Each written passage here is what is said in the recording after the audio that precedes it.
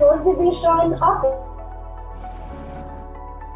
And the Curriculum Implementation Division Science Department proudly presents Division Webinar Series on Science Content and Teaching Strategies in the context of the most essential learning competencies for grade 3 science teachers and ALS for second quarter. Now, to start with, let us widen our love for our country through the singing of the national anthem and seek for guidance, wisdom, and strength from our Almighty through an audiovisual presentation. Mga kababayan, ang pambansang awit ng Pilipinas.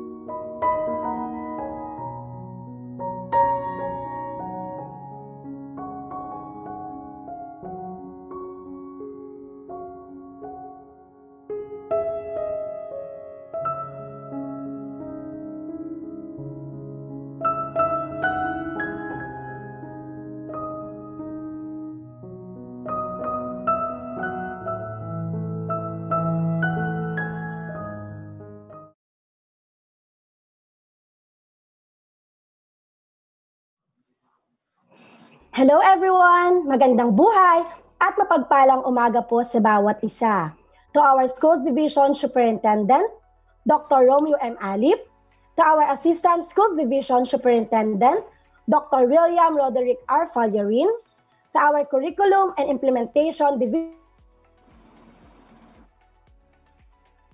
Education Program Supervisor in Science, Dr. Edwin Rial Bermilio, to our school principals, department heads, facilitators, grade 3 science and ALS teachers, a blessed and blissful morning.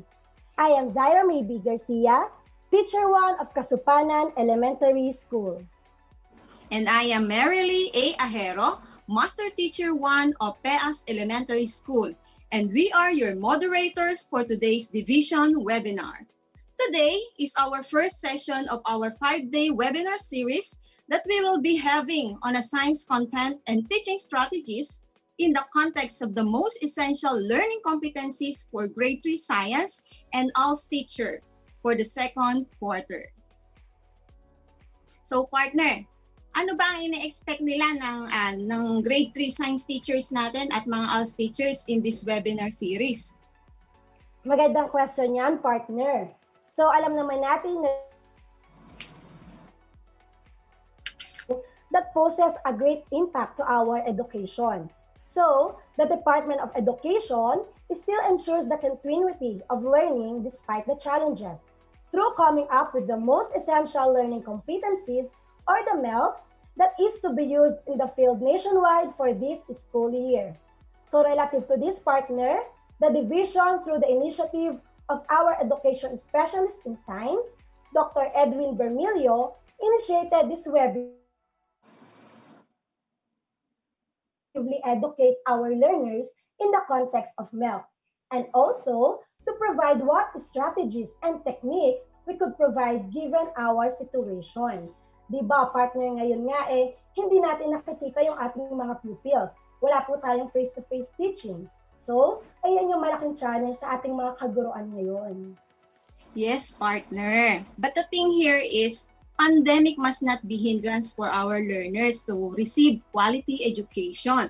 We, particularly in the science teachers, must embrace the what's so-called the new normal in education. Alam naman natin, partner, na ang ating mga teachers ay always ready to learn and explore. Tulad ng ginagawa natin ngayon, we may not be physically together, but in heart and in spirit, we are one in our desire to provide the best education for our learners. So para sa bata, para sa bayan, sulong edukalidad.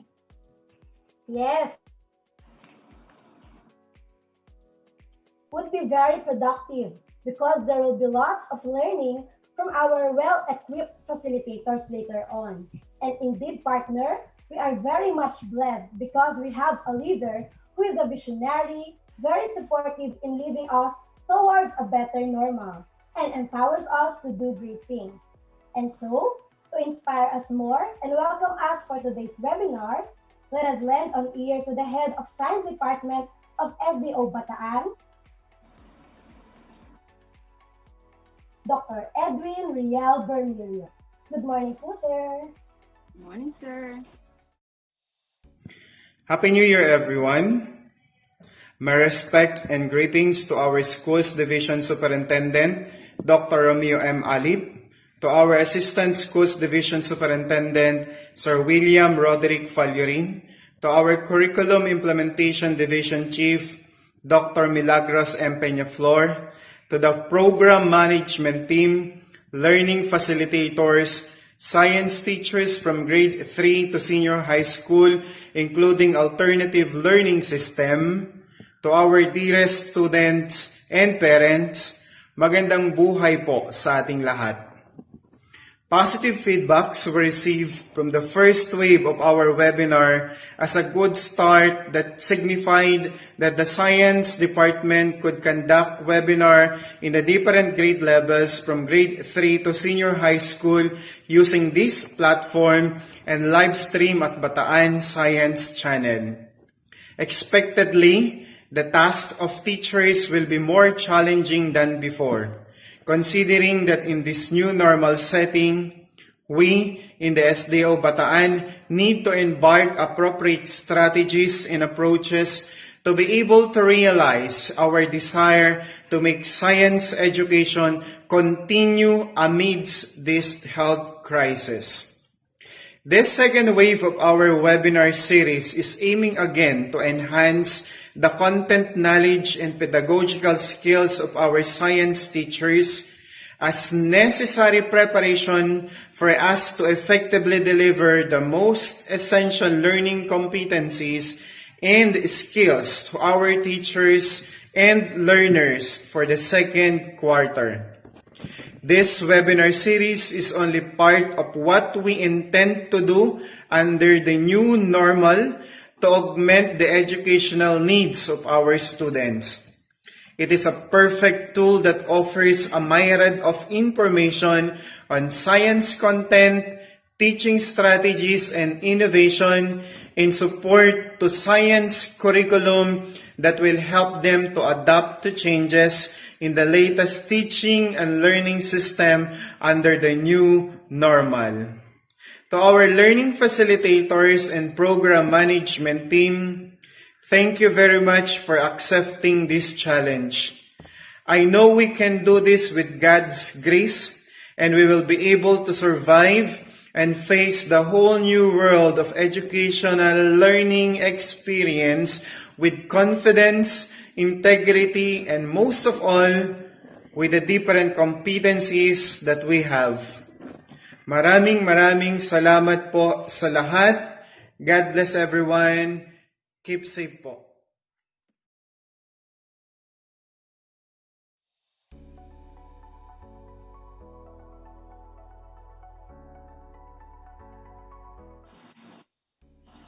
Thank you very much po, Sir Edwin, for that warm and inspiring welcome remarks. Fortunately, kagaya nga na sinabi mo, partner, we are blessed to have leaders in the field who are supportive to us, teachers, as we embark on a new modality of teaching and learning. So this time, to give her inspiring message, let us give a warm welcome to our Curriculum Implementation Division Chief, Dr. Milagros M. Peña-Flor. Good morning po, ma'am. Morning po. Hello everybody, good to be with you again after the first quarter. Here we go to the next station, the second quarter. Thanks to you, my dear science teachers, for the continuous effort of providing our learners with skills, not only for mastery, but most importantly, for developing higher order skills on critical thinking and creativity.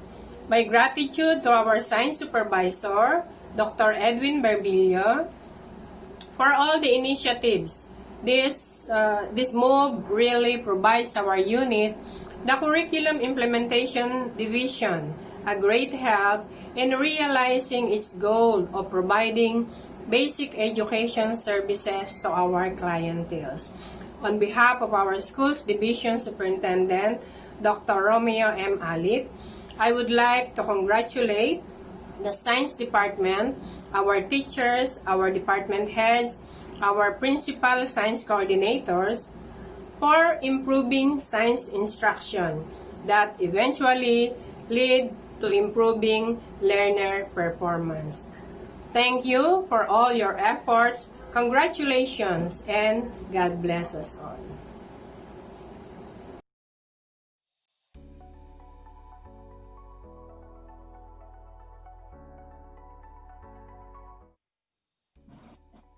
Thank you very much for Dr. Peña-Flor for the words of encouragement and to the positive notes that you have shared.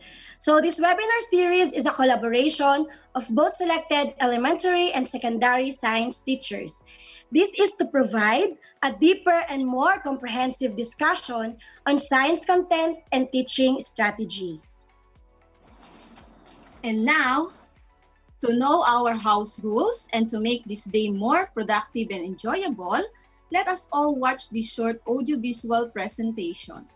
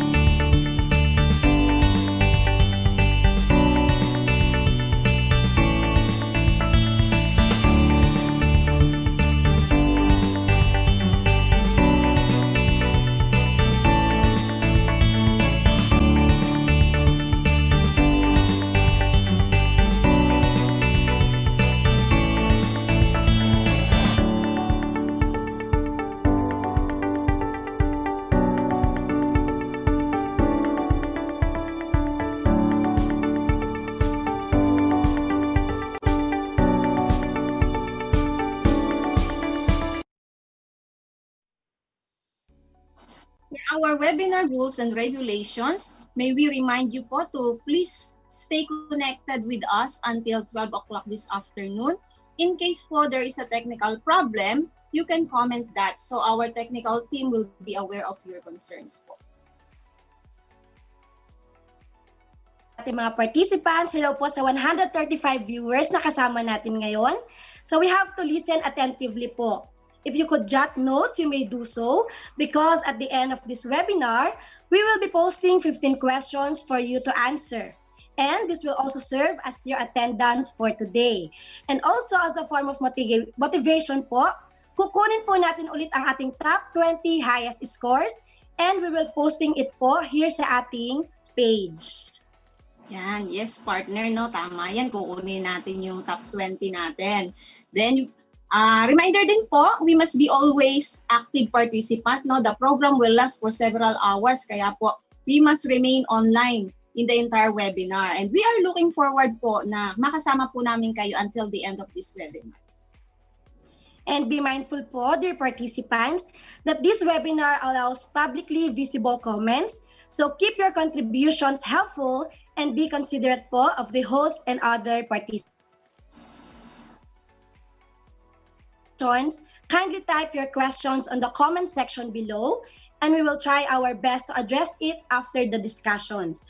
So yan, ano pang hinihintay natin partner? Wag na nating patagalin pa. Paki-introduce na po ang ating first facilitator. Okay, thank you partner. Okay, so teachers, are you ready for our first discussant?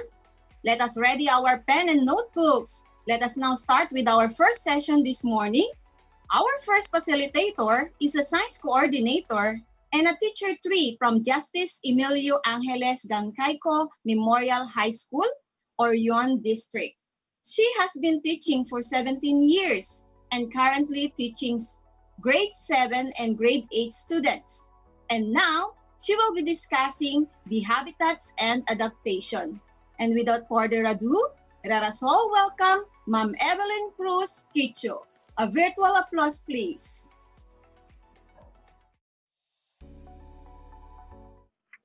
Good morning, everyone. I am your speaker, Ma'am Evelyn C. Quicho from JAG MHS. I hope you have a pleasant day. Our topic for today is about habitats and adaptations. We will discover how do adaptations help living things survive in different habitats. Most essential learning competency. Explain how living things depend on the environment to meet their basic needs. Living things.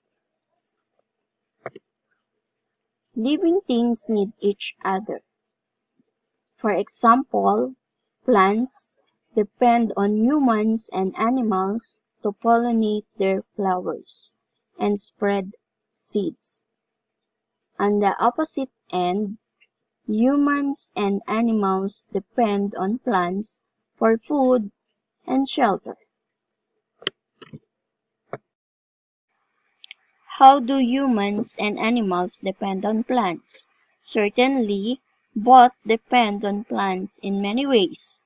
Number 1, they breathe in oxygen that is produced by plants. Another, they depend on plants for food and also for shelter and protection. Plants as food. Note that every part of a plant is edible for both human and animals. For instance, squirrels use nuts as a source of food and energy. Caterpillars eat leaves as a source of food. Humans also eat plants. Plants as shelter. In the picture, you will see the bird uses twigs and plant materials to build its nest. Next beside it are the trees that serve as shelter and also protection for the snake. How do plants depend on animals?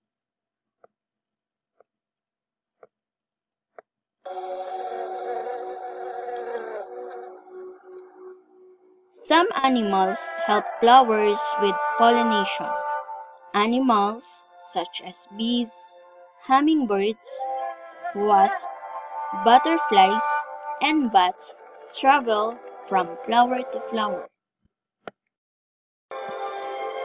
Another process of spreading seeds is through seed dispersal.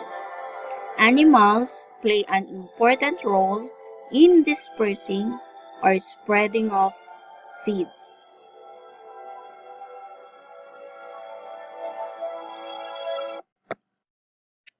Living things are able to adapt to their environment. Ecosystem.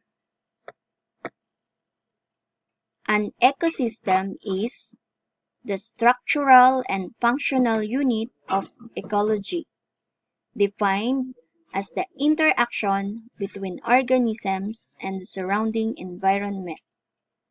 It can be large, such as a redwood forest, or small, such as a pond. It has different living things and non-living things. What are the components of an ecosystem? There are two factors, the abiotic factor and biotic factor.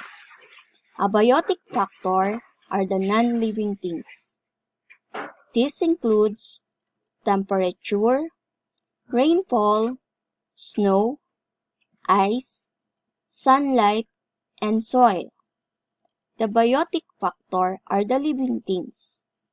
This includes plants, human and animals, and microorganisms. Biomes are very large ecological areas. For example, tropical rain forest. The tropical rainforest.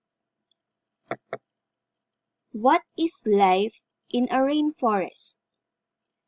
To know more about this, let us watch this video. While rainforests only make up about 6% of the Earth's surface area, they are home to over half of the world's plant and animal species. This biodiversity creates benefits that extend far beyond the rainforest boundaries. Rainforest plants produce an assortment of food items, in addition to ingredients useful in everyday products and medicines. In fact, an estimated 70% of the plants used in cancer treatments are only found in rainforests. On an even larger scale, rainforests help to stabilize the planet's climate. How have vegetation adapted to the rainforest environment? The best example for this is buttress root. Most trees in the rainforest have wide buttress roots to support them as they grow incredibly tall, over 20 to 40 meters in some cases, as there is considerable competition for sunlight. In addition to this, roots grow wide rather than deep because nutrients exist in the top layer of the soil. Next example are the epiphytes. Epiphytes are plants that grow on the surface of another plant. They get their moisture and nutrients from the air, rain, water, or debris accumulating around it. Lianas or vines grow around trees as they climb to reach sunlight. Leaf stems are also flexible to allow leaves to move with the sun to maximize photosynthesis. Last but not the least, drip tips. They have thick, waxy leaves with pointed tips called drip tips. These channel the water to a point so it runs off that the weight of the water doesn't damage the plant, and there's no standing water for fungi and bacteria to grow in. Waxy coating of the leaves also helps repel the rain. How have animals adapted to the rainforest environment? One best example is the poison dart frog. It is known for its bright color. Very pretty. However, in the animal world, this signifies dangers. It excretes poison through its skin, and its bright color warns potential predators against eating it. Second example are sloths. Two-toed sloths are nocturnal, which enables them to avoid predators by sleeping during the day. Although three-toed sloths are both diurnal, are active during the day, and nocturnal, they are largely inactive during the day. Sloths are built for life in the trees because their arms are longer than their legs and their feet are curved, which helps them grasp branches. Sloths move very slowly, which helps them avoid being seen by predators.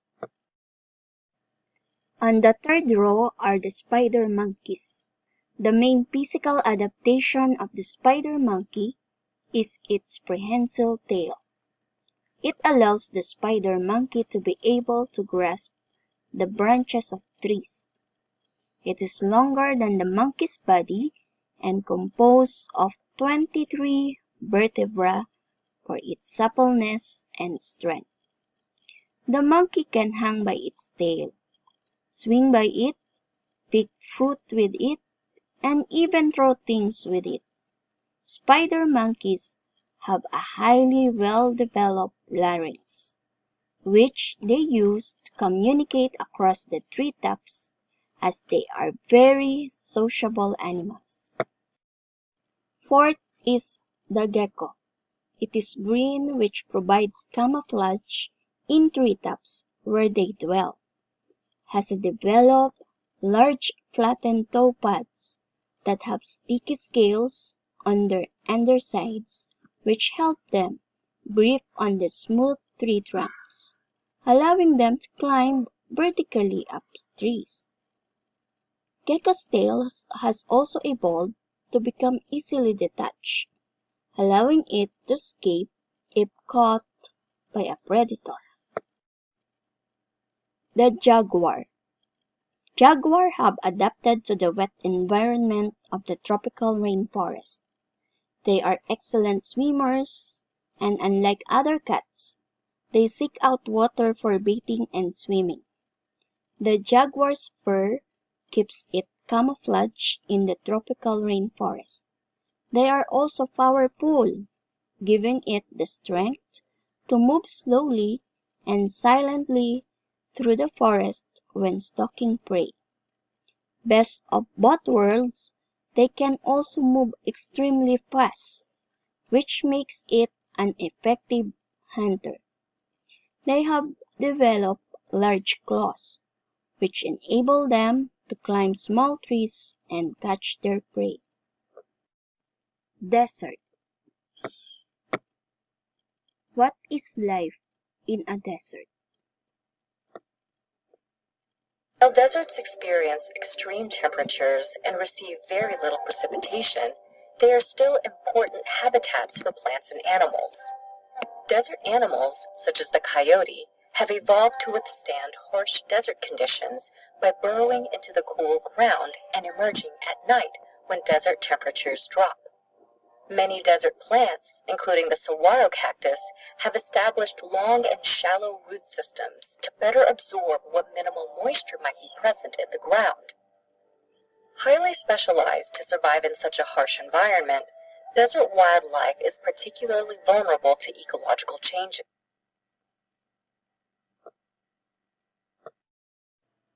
This time, how have vegetation adapted to the desert?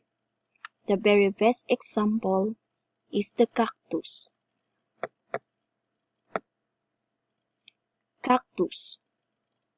Cacti also have spines instead of leaves. This minimizes surface area and helps reduce moisture loss through transpiration during the day. The spines also protect the cacti from being eaten by animals. They also have a waxy coating on stems to help reduce water loss. Cacti have widespread root systems located close to the surface that can collect water from a large area. Other ways plants tolerate the dry conditions include: number 1, long roots to tap into the water deep underground. Number 2, short life cycles. A plant or seed could remain dormant until the rain comes. How have animals adapted to the desert? It is very interesting. Can we live in scarcity of water? These animals, they do. Number 1 in rank are the camels. They have humps to store fat, which a camel can break down into water and energy when nourishment is not available. They rarely sweat, even in hot temperatures, so when they do take in fluids, they can conserve them for a long periods of time. They also have large, tough lips, enable them to pick at dry and thorny desert vegetation. They have broad, flat, leathery feet to spread their weight and provide protection from the hot sun. They also lose little water through urination and perspiration. And lastly, they have slit-like nostril and 2 rows of eyelashes to protect themselves from the sun. Fennec fox. They have thick fur on feet protecting them from the hot ground. They have large, bat-like ears that radiate body heat and help keep them cool. They have long, thick hair that insulates them during cold nights and protect them from the hot sun during the day. They have light-colored fur to reflect sunlight and keep their bodies cool. Another example is a kangaroo rat. They are getting moisture from their seed diet. They are living in burrows during the day to avoid extreme heat. Having the large back legs allow them to jump almost 3 meters to avoid predators. And having large ears enables them to hear approaching predators. How have plants adapted to the cold environments? Do you think, is there any plants who can grow on ice? Yes, there is. Actually, they are very cute and beautiful, like cushion plants. They are low-growing compact plants, which helps them retain moisture from drying winds. They also trap airborne dust, which provides a source of nutrients. Another one is a softie. They are called as a cotton grass. It has small seeds that can easily be dispersed by the wind to ensure its survival. They are low-lying, which helps it reduce moisture loss by drying winds. As the temperature decreases, it grows rapidly and produces seeds. It has thin leaves, which help reduce water loss by transpiration. It has shallow roots to access nutrients and water close to the surface within the active layer. Next to it are the wheaty lichen. They do not require soil to grow. They are able to survive cold temperatures and can survive beneath the snow. They are also slow growing, which reduces the amount of energy it requires. Another are the lovely Arctic poppies. They retain heat through their hairy stem. They can also follow the sun to maximize the sunlight it receives, leading to increased photosynthesis. They also produce flowers very quickly, even when the snow is melting. We have also greenery in cold environments. It is because of the mosses. They can cope with waterlogged conditions in the summer. They can survive the winter drought. It also allows them to deal with the seasonal change from winter to summer when actively layer melts. How have animals adapted to the cold environments? Existing in here are the cuddly, bubbly, and whitey animals. Arctic fox and Arctic hare. Arctic foxes and Arctic hares have thick fur on their bodies and feed to keep them warm in winter. Their fur becomes white, providing camouflage from predators. Arctic foxes can also eat a variety of foods, which helps when food is scarce. Another is the musk oxen. They have 2 layers of fur to help insulate them. They have wide hooves so they can walk on waterlogged ground and snow. Polar bears. Polar bears have thick fur and a layer of blubber to keep them warm. They have translucent, hollow white that helps with camouflage and insulation. They have small ears to reduce heat loss. They also have a layer of blubber which, over the summer, and use it as an energy store in the winter. They have stiff hairs on their paws to help with swimming, traction, and insulation. They have front paws that are webbed to help with swimming. Wolves. They have white fur which allows them to blend into their snowy surroundings, ideal when stalking prey. They have more rounded ears to reduce heat loss. They have hair between the pads of their feet and long, thick fur to keep them warm in cold temperatures. Coral reef ecosystem. What is life in a coral reef? Coral reefs. Their bright, vivid colors can be seen in tropical ocean waters around the globe. Beyond their brilliant appearance lies a hidden significance. Coral are animals. Though they may look like colorful plants, coral are in fact made up of tiny animals called polyps. These invertebrates can range from the size of a pinhead to a bit larger than a basketball. Each polyp consists of a soft sac-like body topped by a mouth covered in stinging tentacles. To protect their soft bodies and add support, the polyps secrete limestone skeletons or calicles. Corals are megabuilders. Polyp calicles connect to one another, creating a colony that acts as a single organism. Main idea. Environment are made up of living and non-living things.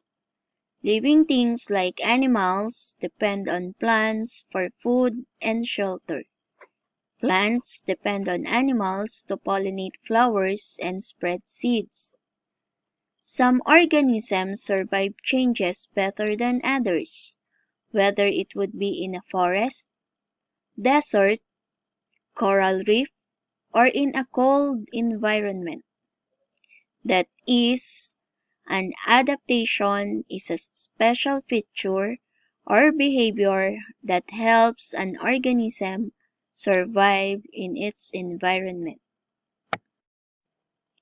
To end my presentation, here is a wondrous word: forests, natural resources, animals. Nothing needs to be preserved if we're able to preserve the humanity inside all of us. That's all. Thank you.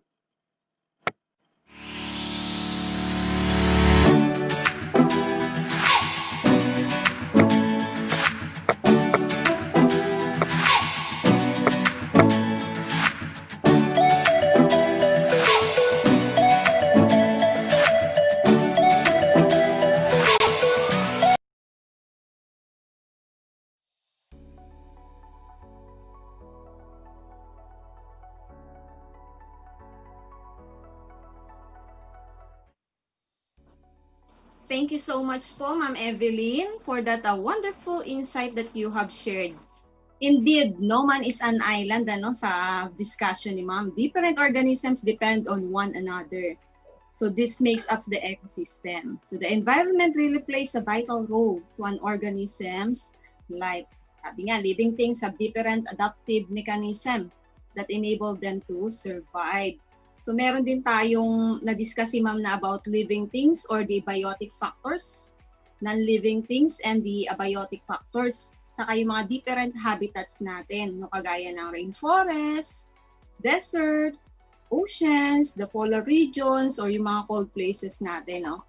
Sabi pa niya, animals depends on plants for food and shelter, while plants depend to animals for pollination. Talaga namang every species have their unique way of adapting. Kaya iba-iba din yung kanilang mga habitats. Mainam na ma-impart natin to ng maayos or mas maganda sa mga bata, lalo na sa mga elementary pupils natin. Napakagandang topic po, Ma'am. Thank you po again, Ma'am Evelyn.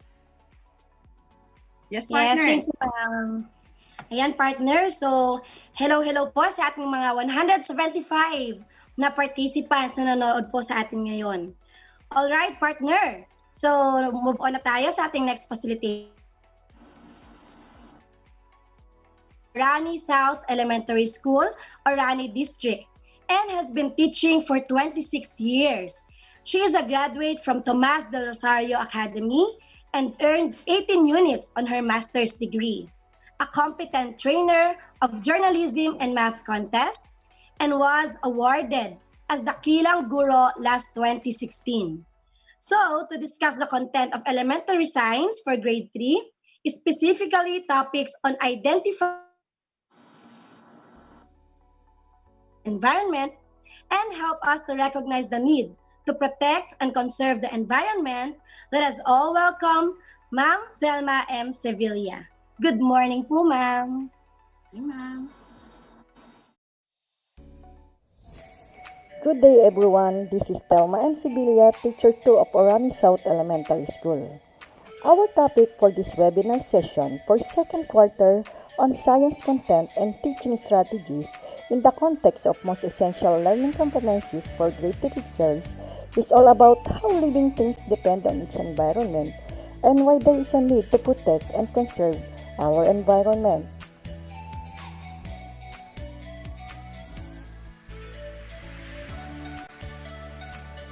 Our learning objective is teacher will be able to realize that living things have common basic needs and roles and need to protect and conserve the environment, while participants' goal is to identify the basic needs of living things that are provided by the environment. Second, to know the roles of living things and non-living things in its environment.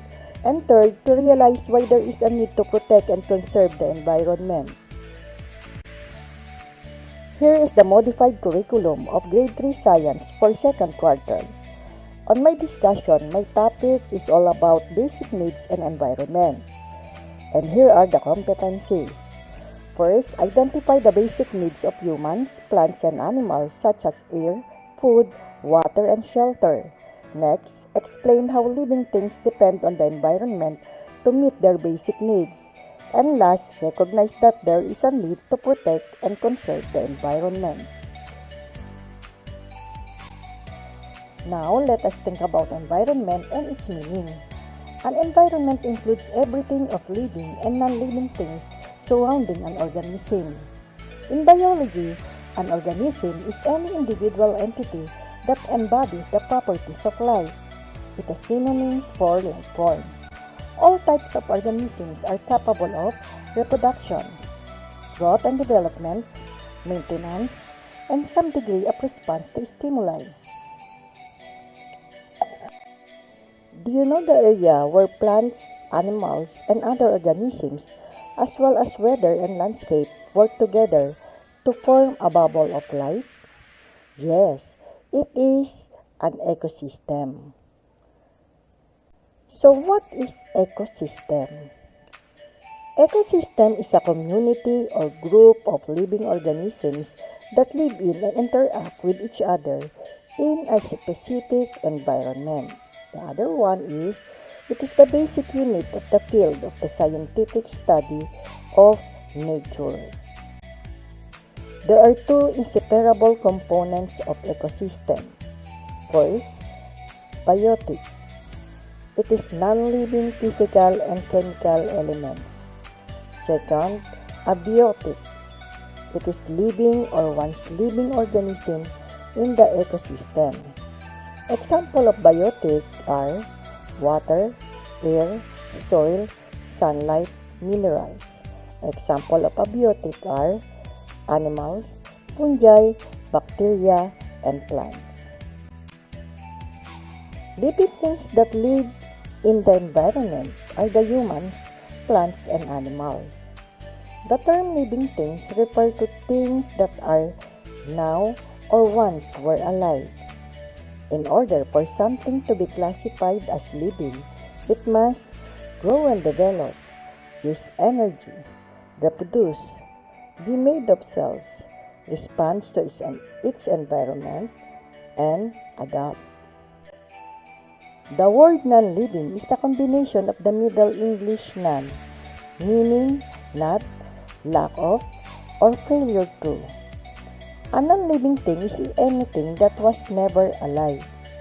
The features of non-living things are lack of cells, growth by accretion, non-motive, lack of reproduction, not responding to stimuli, not capable of adapting, and lack of life cycle. Every living organism on Earth needs some basic things to survive.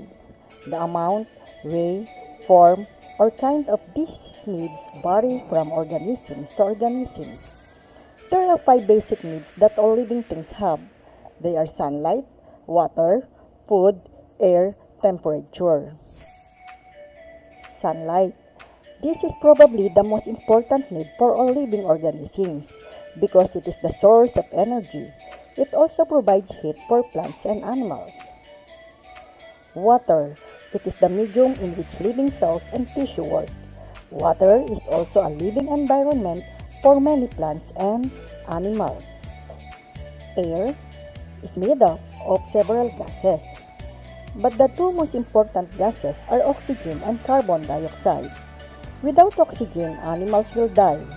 And without carbon dioxide, plants cannot survive. Food. Living things need energy for function. Energy is needed to grow, reproduce, move, and to work. And last, the temperature. Every living organism needs the ideal temperature to survive either on land or in water. There are 3 main groups to consider when looking at the circle of life in ecosystem. The groups are producers, consumers, and decomposers. These groups are based on how the organisms obtain food.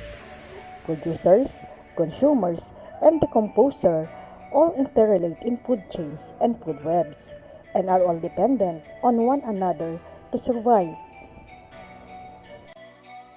Now, what is photosynthesis? Photosynthesis occurs in some microorganisms that have chlorophyll and plants. And here is how photosynthesis works. Humans need food to survive, same as plants. However, humans eat food while plants do not. So, how do plants obtain their food? They do so through a process called photosynthesis. It is a process by which plants capture sunlight to manufacture their food. During the process, plants' leaves absorb carbon dioxide in the atmosphere, while their roots suck up water from the soil. Therefore, three things must be present for photosynthesis to occur. It includes sunlight, water, and carbon dioxide. These three combine during the process to create the foods needed by the plants. If any of the three is absent, all plants will stray and die. Food web and food chain. All living beings need energy in order to survive. These food web and food chain processes make it possible to have that energy. What is food web? A food web is a group of different food chains that work together to make the ecosystem. A food web shows that many different paths, plants, and animals are connected. And a food web is several food chains connected together. And what is a food chain? Food chains in the food web are interlinked at one point or another. The food chain is the pattern that energy uses to transmit to producers to decomposers. Food chains always begin with a plant and end with an animal. And a food chain only follows just one path as animals find food. These are examples of food chain and food web. Every action has a reaction. We have one planet, one chance. The Earth is one of the planets in the solar system. It is the planet we call home. It is the only planet that has an environment that can support life. If we do not take care of the environment in our planet, we have no other planets to go. If humans continue to do the activities that harm it, it will result to a lot of problems. There are activities of people that harm the environment. Overpopulation, pollution, global warming, climate change, genetic modification, ozone depletion, acid rain, deforestation, overfishing, water pollution, and ocean acidification. What can people do to conserve and protect the environment? Here are some ways how to conserve and protect the environment. First, educate. When you further your own education, you can help others understand the importance and value of our natural resources. Second, reduce, reuse, recycle. Cut down on what you throw away. Follow the 3 R's to conserve natural resources and landfill space. Third, shop wisely. Buy less plastic and bring a reusable shopping bag.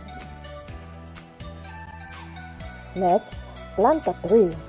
Trees provide food and oxygen. They help save energy, clean the air, and help combat climate change. Next, volunteer. Volunteer for cleanups in your community. You can get involved in protecting your watersheds too. Bike more, drive less.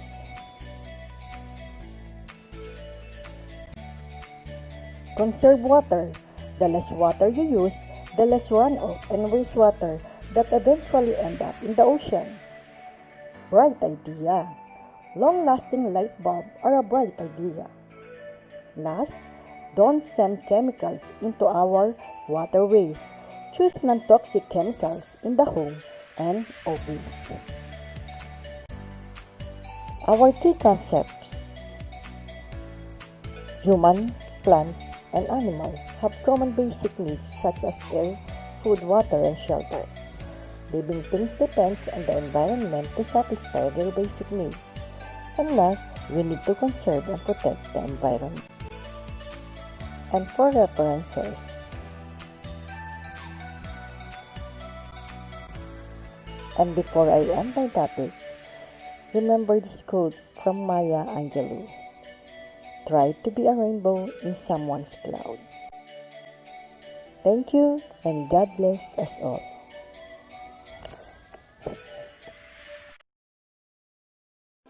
Good day again, dear teachers. This time, we will continue discussing as what last quarter tackled on some of suggested strategies in implementing distance learning delivery modalities in teaching science in grade 3.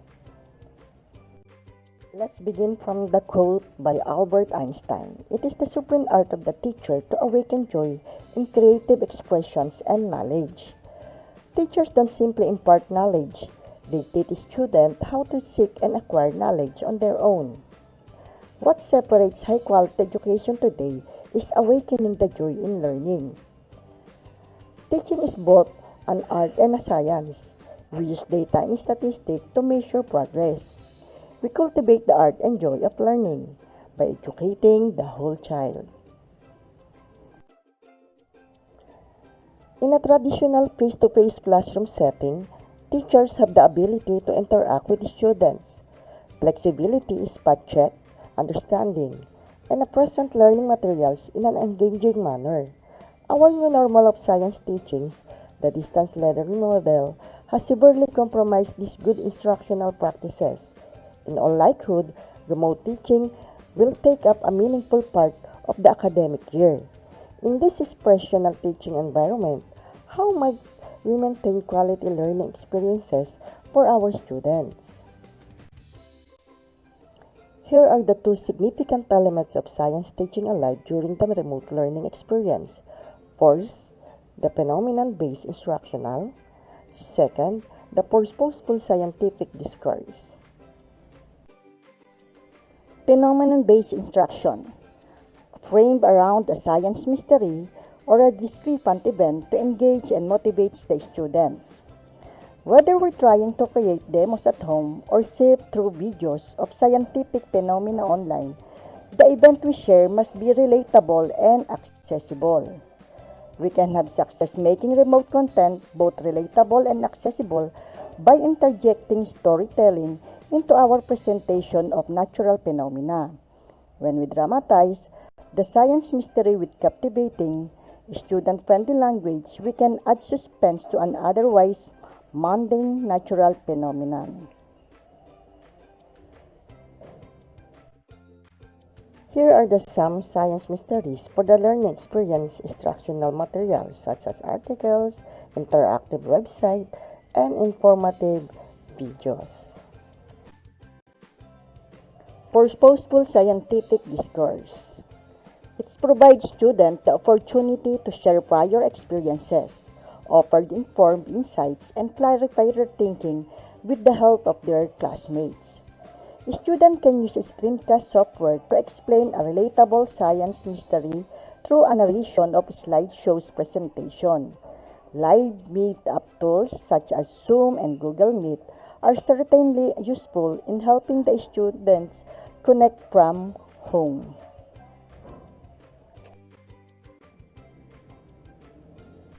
Responsive feedback from others is another important component of students' discourse. This can be achieved by linking student screencasts to a shared Google Doc that all members of the class can access. Learners can be prompted to view a first explanation of a natural phenomenon and reply to the student's work.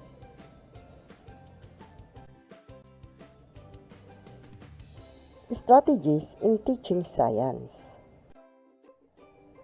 Think, pair, share.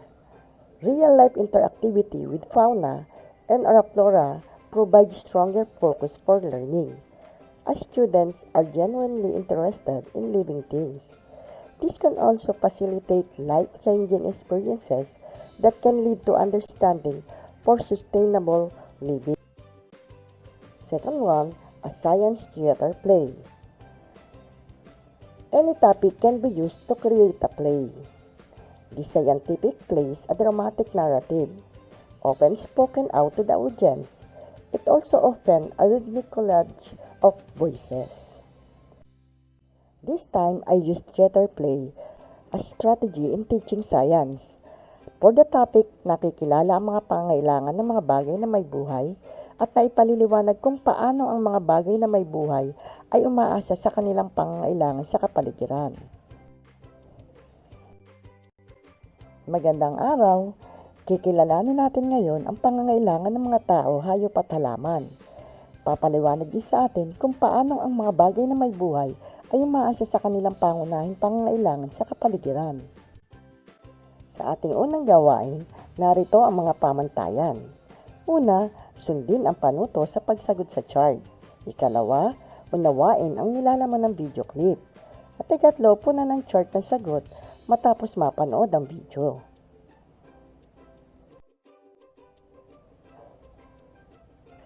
Narito ang mga bagay na may buhay sa ating kapaligiran. Unahin natin ang tao, halaman, at hayop. Narito naman ang mga pangangailangan nila. Aalamin natin, kailangan ba nila ang mga ito? Una, hangin. Ikalawa ay ang tubig. Sumunod ay ang pagkain. Ang susunod ay ang tirahan. Sikat ng araw at ang pambalot sa katawan. Kailangan ba nila ang mga ito? Sino-sino ang mga kailangan? Ano-ano ang kanilang pangailangan? Unahin natin ang tao. Kailangan ba ng tao ng hangin? Kailangan ba niya ng tubig? Kailangan ba niya ng pagkain? Ng tirahan? Ng sikat ng araw? Ng pambalot sa katawan o damit? Oo, ang lahat ng mga ito ay kailangan ng tao. Para naman sa halaman. Kailangan ba ng halaman ng hangin? Kailangan ba niya ng tubig? Kailangan ba niya ng pagkain? Kailangan ba niya ng tirahan? Kailangan niya ba ng sikat ng araw? At kailangan ba niya ng pambalot? Oo, ang mga lahat na ito ay kailangan ng halaman. Para naman sa hayop. Kailangan ba ng mga hayop ng mga sumusunod? Hangin? Oo, kailangan niya ito. Tubig. Kailangan din ito ng hayop. Pagkain.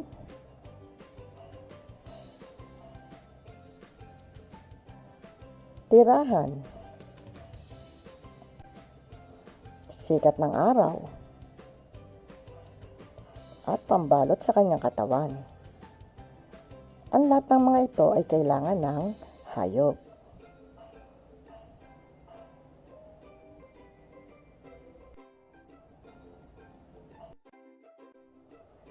Atin naman sagutan ang chart. Lagyan ng check kung ito ay pangailangan ng tao, hayop at halaman. Sa unang hanay ay ang mga pangailangan, pagkain, tubig, halaman, tirahan, damit o bumabalot dito. Para sa ikalawa, ikatlo at ikaapat na hanay ay para naman sa mga bagay na may buhay. Ang mga tao, mga hayop, mga halaman. At sa ikalimang hanay ay ang mga gawain. Ang pagkain, pag-inom, paghinga, lugar kung saan sila nakatira at ang galaw.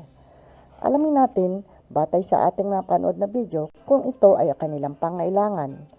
Para sa mga tao, pagkain, tubig, halaman, tirahan, damit na bumabalot dito. Mga hayop, pagkain, tubig, halaman, tirahan, damit o bumabalot dito.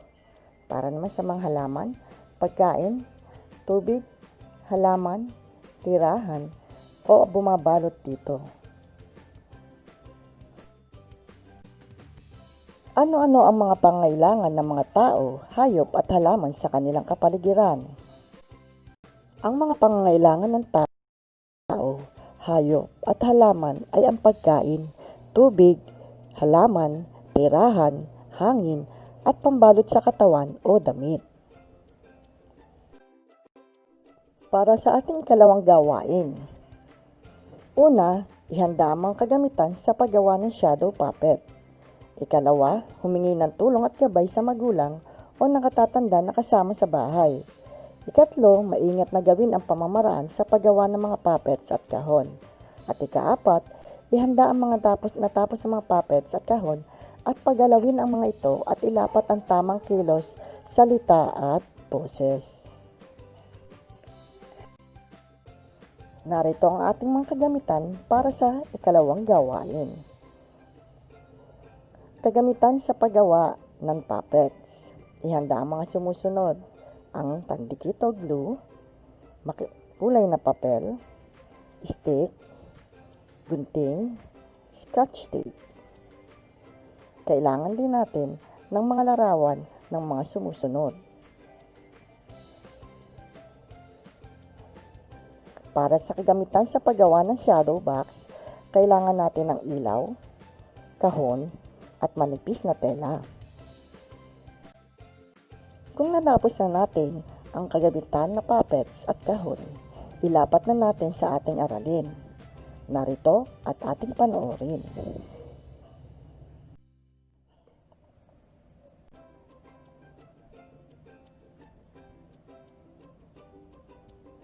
Ako ang araw, tinutulungan ko ang mga halaman para mabuhay. Kami ang mga ulan. Nagdadala kami ng tubig sa mga halaman. Ang tubig ay tumutulong sa paglaki ng halaman. Kailangan namin ng araw at tubig galing sa ulan. Ang araw at ulan ay tumutulong sa aming paglaki. Ako ay nagugutom. Kailangan kong kumain. Kakanin namin ang palay. Kami ay gutom na gutom. Kailangan namin kumain. Kakanin namin ang palay. Kakanin namin ang uod. Ako ay nagugutom. Kakainin ko ang palay. Kakainin ko ang manok.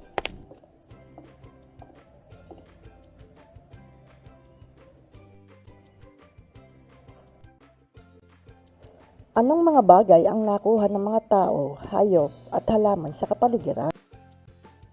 Ang mga bagay na nakukuha ng mga tao, hayop at halaman sa kapaligiran ay ang pagkain mula sa mga halaman at hayop, hangin mula sa tao at halaman o ang carbon dioxide at oxygen, tirahan mula sa mga puno, init mula sa sikat ng araw at tubig mula sa ulan at anyong tubig. Ito ang kabuuan ng pangailangan ng tao, hayop at halaman. Ano ang mangyayari sa mga tao, hayop at halaman kung ang kapaligiran ay hindi makapagbibigay ng kanilang mga pangangailangan? Magugutom, makararamdam ng matinding init at lamig, mauuhaw at walang hangin na malalanghap ang mga tao, hayop at halaman kung ang kapaligiran ay hindi na makapagbibigay ng kanilang pangangailangan sa mga tao ito. Mamamatay ang lahat ng mga bagay na may buhay. Tandaan, ang mga bagay na may buhay ay umaasa sa kanilang mga pangunahing pangangailangan na nakukuha sa kanilang kapaligiran. Para sa ating mga references, before I end, let us think about this. Our job is to teach the students we have, not the ones we would like to have. not the ones we used to have. Those we have right now, all of them. Salamat po. God bless us all.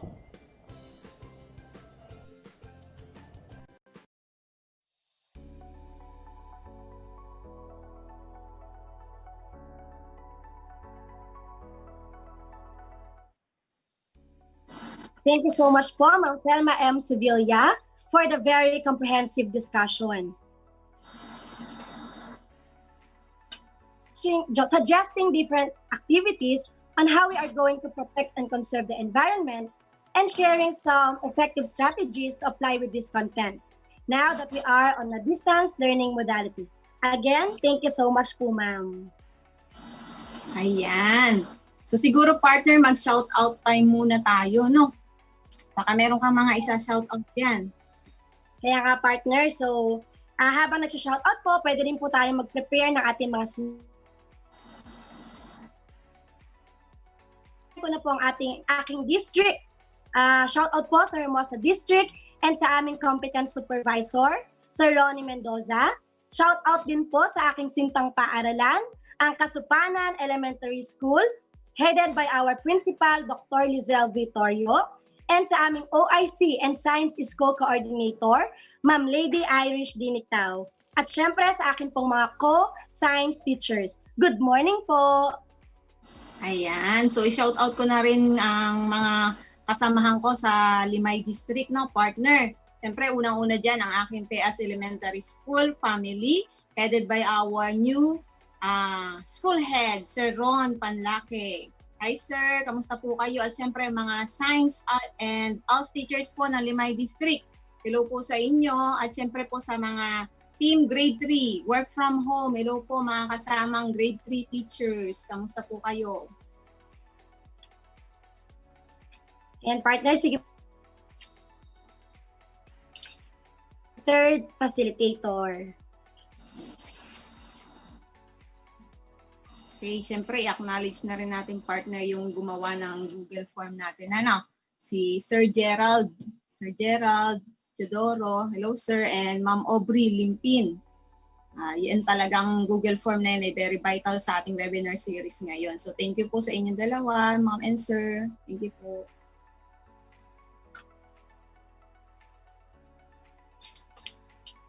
So let's proceed na, partner. Punta na tayo sa third facilitator natin. Ano?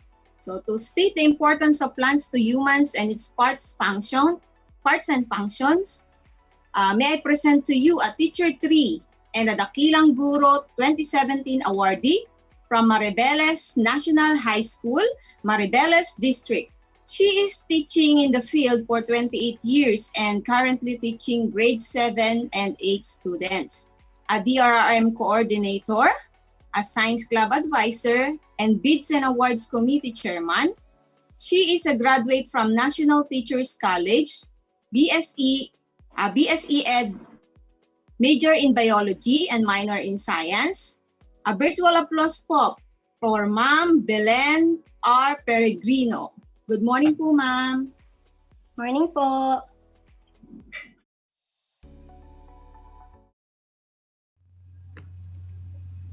Hi, good morning. Welcome to the Division Webinar Series on Science Content and Teaching Strategies for Second Quarter Grade 3. This is Belen R. Peregrino from Maribeles National High School, Cabcaben, Annex Alion, Teacher 2. My topic is about the plant parts and functions. Let's begin.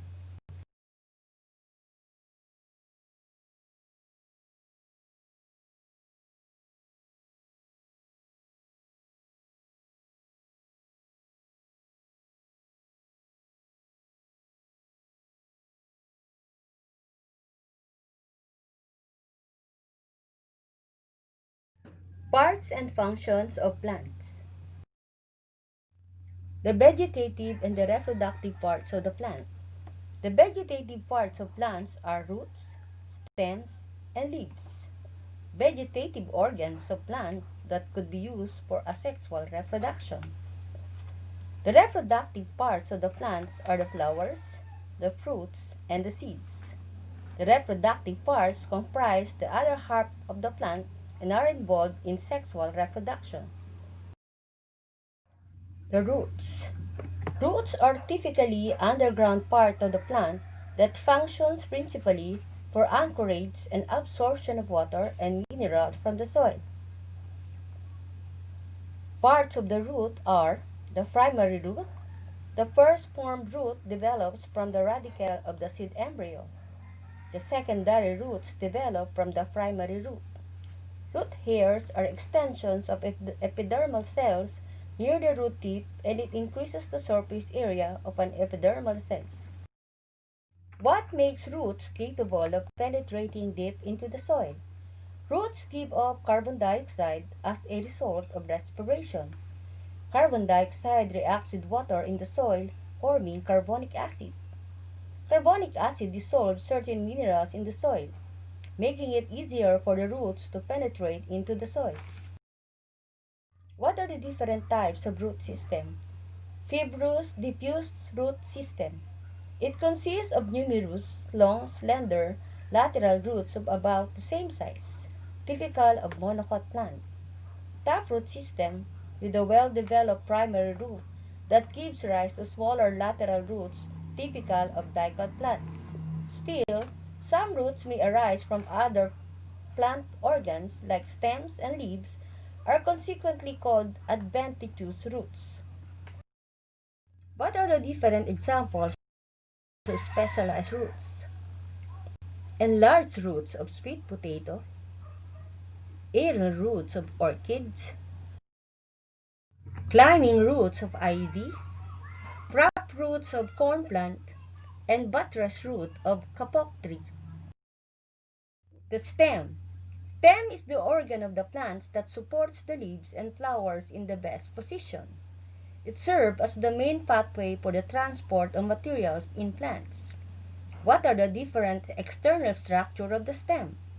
Terminal bud. Not present on all twigs. It is located at the tip and contains the terminal growing point of the stem. Bud. It contains the growing point of the stem, a mass of tissue which develop into leaves or flowers. Node. To which leaves are internode. It is the region between two successive nodes. The other external structure of the stem are axil, which is the upper angle formed between leaf stalk and the stem.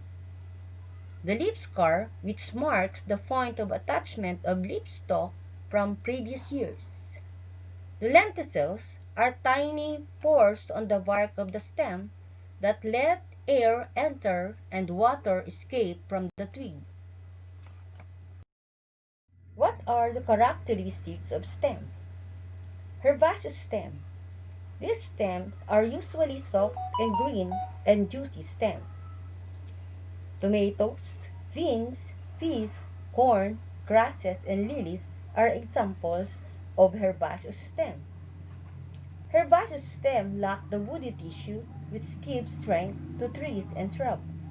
However, the stiffness of many herbaceous stems is due to cell turgor or osmotic pressure. Most herbaceous stems grow very little in diameter and last only one season. Woody stem. Woody stems are usually perennial. They grow in length, increase in diameter. They form branches season after season. The woody tissue of these stems give them great strength and allow them to reach much greater size than a herbaceous stem. Trees. Trees have a tall and thick trunk and numerous branches. Shrubs have many stems arising from the ground. Vines have stems that cannot maintain an upright position.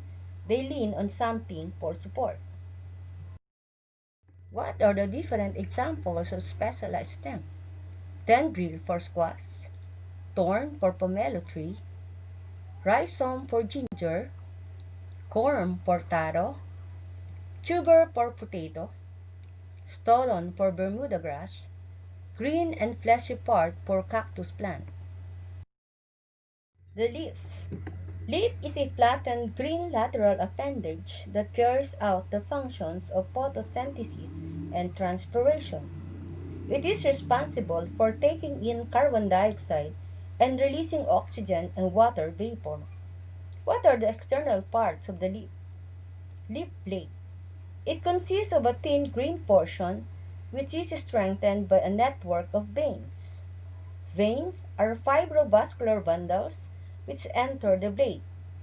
It carries water, dissolved minerals, and food materials between the leaf and the stem. Midrib.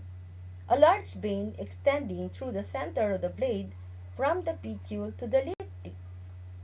Petiole or leaf stalk, it attaches the leaf to the stem. Margin are the edges of the leaf.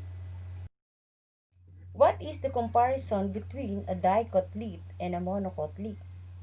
Dicot leaf has blade, petiole, stem, node, and bud. Monocot leaf has stem, blade, node, and sheath. The two kinds of leaf venation. Parallel venation. If the arrangement has one main vein extending from the base to the tip of the blade, and bears lateral or parallel veins, typical of monocot plants. Netted or diffuse venation. If the veins originate from one or more large veins forming and expanding to form a network. What are the different types of leaf arrangement on the stem? Opposite, alternate, and whorl. What are the different types of leaf forms? Simple like guava leaf, compound like malunggay leaf, palmately compound like octopus plant, and finitely compound like the pea plant. What are the different shapes of margins or edges of the leaves? Broad like talisay leaf, narrow like cogon leaf, needle-like like fine tree leaf. What are the different examples of specialized leaf? Valve scale of onion, tendrils of ampelea, bracts of bougainvillea, leaf margin of katakataka, and the spines of cactus plant. The reproductive parts of the plant. These plant parts are involved in sexual reproduction. These parts produce sex cells or gametes in the form of ovules and pollen grains. The flower. The flower is the reproductive organ of a plant. It produces the egg and the sperm. Sex organs are formed during the reproductive stage of plant development in flowering plants. Sex cells are produced in certain floral organs. The diagram shows the different parts of the flower. The parts of the flower and its function. The male reproductive organ is called the stamen. It is made up of two parts, the anther and the filament. Anther produces the pollen, which contains the male sperm cell. Filament holds or supports the anther up. The female reproductive organ, starting from the top, it is composed of the following parts: stigma, style, ovary, and the ovules. The ovules are equivalent to the pollen grains of the male reproductive organ. They are the sex cells produced in the ovary. What are the four types of flowers? Complete flower. When all the essential and accessory parts are present, flower is said to be complete. Incomplete, when the flower lacks whether the essential or accessory parts. When do we say that a flower is perfect? A flower is perfect when a flower has all the essential parts, whether all the accessory parts are present or not. When do we say that a flower is imperfect? When the lacking part happens to be an essential part. There are flowers that are called as bisexual flowers. Bisexual flowers have both pistil and stamen. Example is gumamela flower. Unisexual flowers have either the pistil or the stamen only. An example are papaya and squash. There are also plants that are called as monoecious plants. When do we say that a plant is a monoecious? When a plant bears both pistillate and staminate flowers. Male and female flowers are found together in one plant. Example are ampalaya and squash. Dioecious plant. Pistillate flowers are produced by one plant, and the staminate flowers by another plant. An example are papaya plant and rambutan plant. When does pollination and fertilization occur in the plant? When a pollen lands on the stigma during the process of fertilization, a tube grows down the style and enters the ovary. Male sperm cells travel down the tube and join with the ovule, fertilizing it. The fertilized ovule becomes the seed, and the ovary becomes the fruit. The fruits. Fruit is a ripened ovary of a plant containing the seeds. Fruits have originated from the ovary of the flower, which means that they are products of sexual reproduction. What are the different kinds of fruit? Simple fruit consists of one matured ovary, has two types. Fleshy fruits like watermelon and mango. Dry fruits like figs, beans, and peanuts. Aggregate fruits consist of several matured ovaries produced by one flower and held by one receptacle. Examples are attis and raspberry. Multiple fruits consist of several matured ovaries produced by several flowers in an inflorescence. Example is pineapple. Accessory fruits consist of one or more matured ovaries with other parts of the flower. Cashew is produced by peduncle. Apples produced by the receptacle. The seeds. The seed contains a fertilized egg. Some seeds may be carried to far distances through different agents like water, wind, animals, insects, and man. It may be carried away and grown into another new plant far from the parent. The diagram shows the different parts of the seed. What happens if the seed land on the soil? If the seeds land on the soil that has moisture and proper temperature, it may germinate. Germination is the growth of a young plant from a seed. Every seed is a tiny plant with leaves, stems, and root parts waiting to germinate and grow. It is protected by a coat, which could either be thin or thick and hard to protect the embryo from tough conditions. The seed also contains a short-term food supply called endosperm. Plants with one cotyledon are called monocots. Plants with two cotyledons are called dicots. What are the comparison of typical dicotyledonous and monocotyledonous seeds? Corn, hilum and microphyll, covered by a three-layered fruit coat. The true seed coat lies inside of it. One cotyledon, small embryo, large endosperm, plumule rather small, plumule leaves rolled. The fruit is single grain with one seed. Bean seed, testa with hilum and microphyll plainly visible. Two cotyledons, large embryo, no endosperm, plumule fairly large, plumule leaves folded. The fruit is a pod with several seeds. Let's summarize. Plant parts are grouped into vegetative and reproductive parts. Vegetative parts are involved in asexual reproduction, while reproductive parts are involved in sexual reproduction. 2. The plant parts involved in vegetative growth are the roots, stems, and leaves. Those involved in the reproductive growth are the flowers, fruits, and seeds. 3. Plants can be classified based on the number of cotyledons, venation, and type of root system. 4. Monocot plants have one cotyledon, while dicots have two cotyledons. 5. photosynthesis, which is the transformation of solar energy to chemical energy, takes place in the leaves. 6. Roots anchor the plants to the ground and absorb water and nutrients while stems give support to the plant. 7. Asexual reproduction does not involve the sexes, whereas sexual reproduction takes place in the flower containing the male, stamen, and female pistil organs of the plant. Number 8.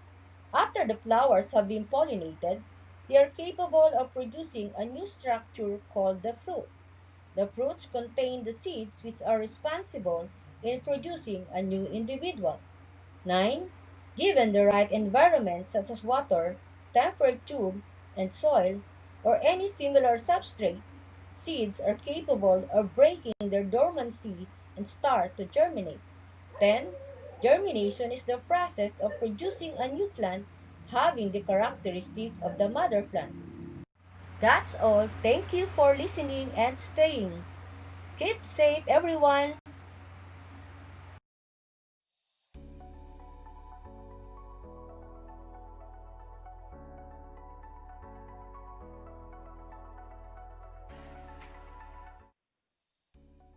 Okay, thank you so much po, Ma'am Belen, for giving us awareness and widening our knowledge about the importance of plants to human and showing its different parts and functions. So well, today talaga namang nakita natin yung importance ng plants, lalo na nitong nagkaroon ng pandemic. Sino ba yung mga naging plantitos and plantitas diyan? Now, well, I hope that everyone sees the importance of plants even if it is not pandemic time. Kasi napakalaki talaga ng role niyan sa ating ecosystem. Once again, Ma'am Belen, thank you so much po.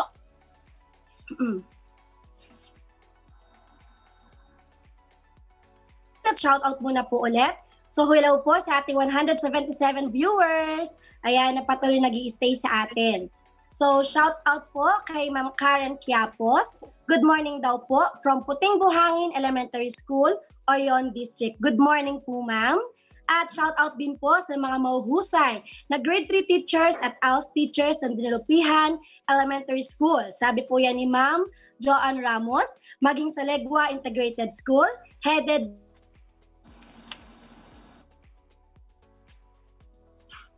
Ayan. So partner, meron ba tayong isa-shoutout dyan? Ayan, nabasa ko lang dito from Ma'am Rosana Kilan. Shoutout po sa grade 3 teachers of Agles Maribeles. Ayan po. Saan pa? Wala nang shoutout. Puro okay, partner. Relations na to, partner. Sige, partner. So moving forward po, our next facilitator is a school, Samal District, an SBM and SPA school coordinator, a MAED graduate, and has been teaching for 11 years. She earned a master's degree and a graduate from Tomas del Rosario College. She was also awarded last 2014 as the Regional Outstanding Guro in Clarkfield, Pampanga. She will help us understand and determine the importance of plants to humans, safety measure in handling harmful plants, and first aid treatment. Give her a virtual applause, Ma'am Katarina G. Bonus. Good morning po, ma'am. Good morning, ma'am. Hello, dear teachers.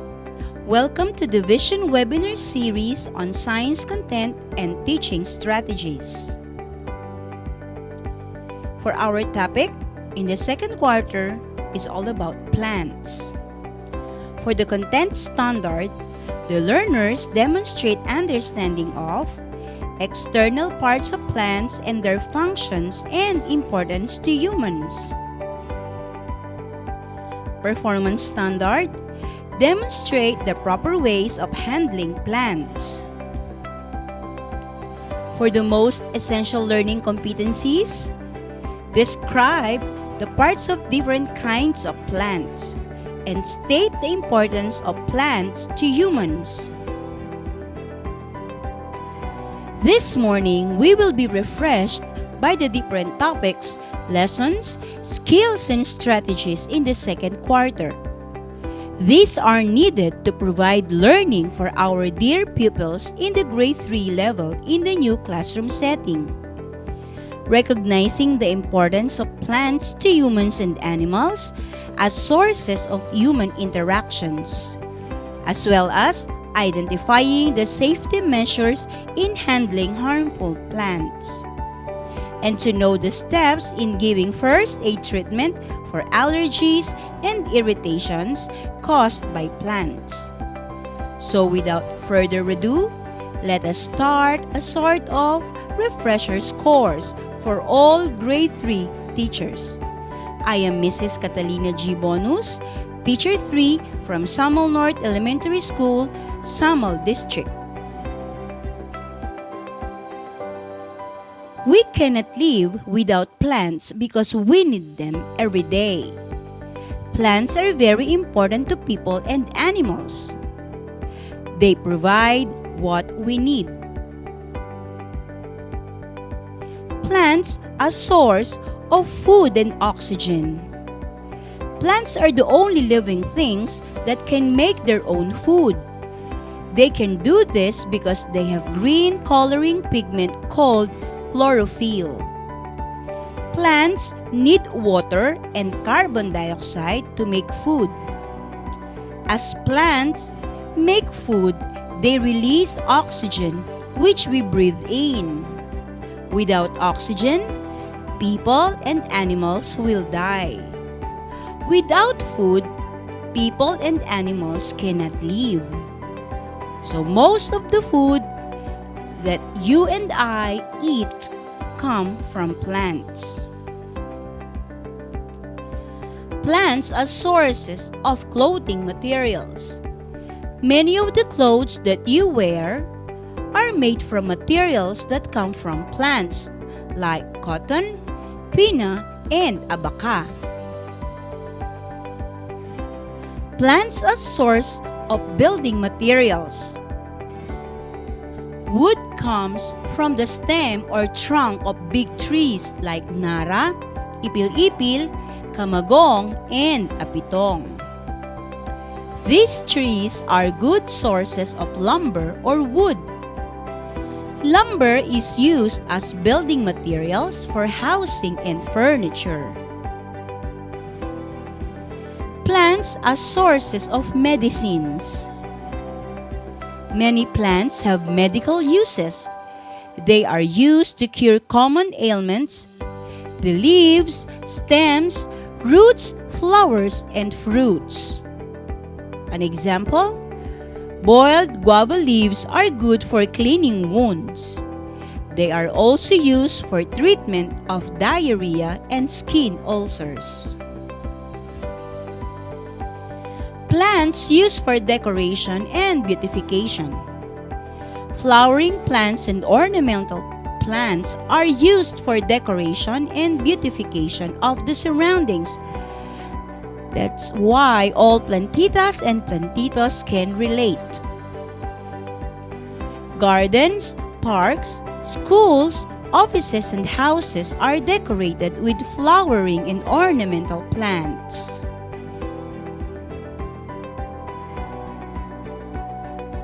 Because plants are important to us, we have to do something, and that is to care and conserve them. Plants grow in different places under different conditions. They have structures that help them adapt themselves to other habitat. Let us take care of the places where they live. Plants are very important to other living things. Without plants, other living things will die. You should take care of plants by giving them what they need to grow. They need rich soil, carbon dioxide, water, sunlight, and proper care. We must learn to take care of plants. For safety measure in handling harmful plants. Not all plants are helpful to people. Some plants can harm you. Some plants like bougainvillea and cacti have thorns. They can prick your fingers. If you need to cut their stems, use a pair of scissors and wear gloves. Other plants have sharp leaves. They can cut your skin if you are not careful in handling them, like cogon leaves and sugarcane leaves. So therefore, be careful in touching sharp leaves. Some plants have fragrant flowers. Avoid placing these flowers close to your nose when you smell them. Why? Because scents sometimes contain chemicals that can irritate your nose. We should also know the first aid treatment for skin allergies and irritations caused by plants. Clean the part of the skin which is itchy with soap and water. After washing the affected area, wipe it with a clean cloth and apply a thin coat of medicated ointment to relieve itching and swelling of the skin. If the condition of the skin does not improve, see a doctor immediately. The doctor can prescribe some medications for skin allergies and irritations. So I hope with all these topics, we teachers will apply and use these learnings to our dear pupils. And before I end my presentation, let me share to you a quote from Jenny Uglow. It says, "We might think we are nurturing our gardens, but of course, it's our garden that is really nurturing us." For the references,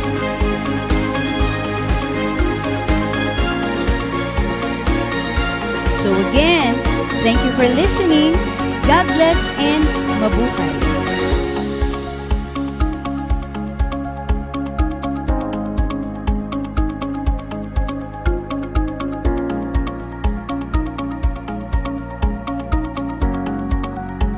Hello again, dear teachers. Teacher Katay is here to discuss some of suggested activities or strategies for this topic, plants.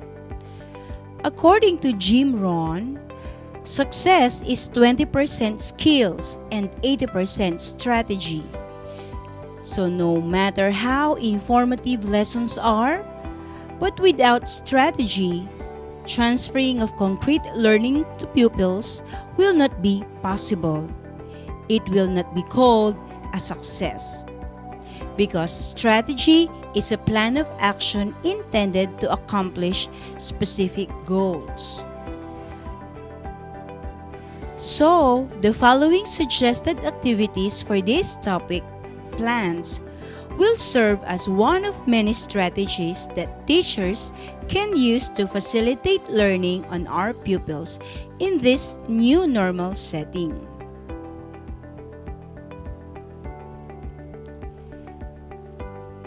Album of plants. This activity increases the skills of comparison, observation, and vocabulary. Aside from identifying the plants around them, they will recognize the types of roots, size of leaves, color of fruits, and texture of stem or trunk. After this activity, they will learn that some plants are similar and some plants are different in some ways. Another activity, plant color artwork or organic painting. Science activities can also be integrated in arts. They can discover that some plants produce different color pigment that can be used to color some pictures or even used in painting. Just shred each kind of plant and put little water in each cup. Use the plant dye to color or paint the prepared pictures. Another is the leaf and bark tracing. By this activity, the pupils can recognize the different venation of leaves and texture of bark of the trees. Just use crayons and bond paper. Place the leaf under the paper and trace the veins of the leaf or bark of a tree. Leaf scrapbook. Making scrapbook ignites the creativity within the child. It develops the artistic skills of a child. How to do this? Just collect at least 18 to 20 leaves from different plants in your surroundings. Dry the leaves between the pages of a newspaper. After a few days, remove the leaves from the newspaper and carefully place each of them into small plastic pockets. Label each leaf. Journal writing. What is journal writing? Journal writing is the process of recording personal insights, reflections, and questions on assigned or personal topics. Journal projects assigned in class may include your thoughts about daily experiences, reading assignments, current events, or science experiments. Why journal writing in science? Jotting down observations, findings, and conclusions of a given activity enhances the language and vocabulary skills of learners, because pupils use vocabulary words and sentences to explain the learnings through writing. Poster making. Poster making is one of the most famous activity where different subjects can be integrated, because a poster is a promotion of an idea, topic, or event put up in a public space for mass consumption. Posters include both textual and graphic elements. Posters are designed to be both eye-catching and informative, like the pictures that you're seeing right now.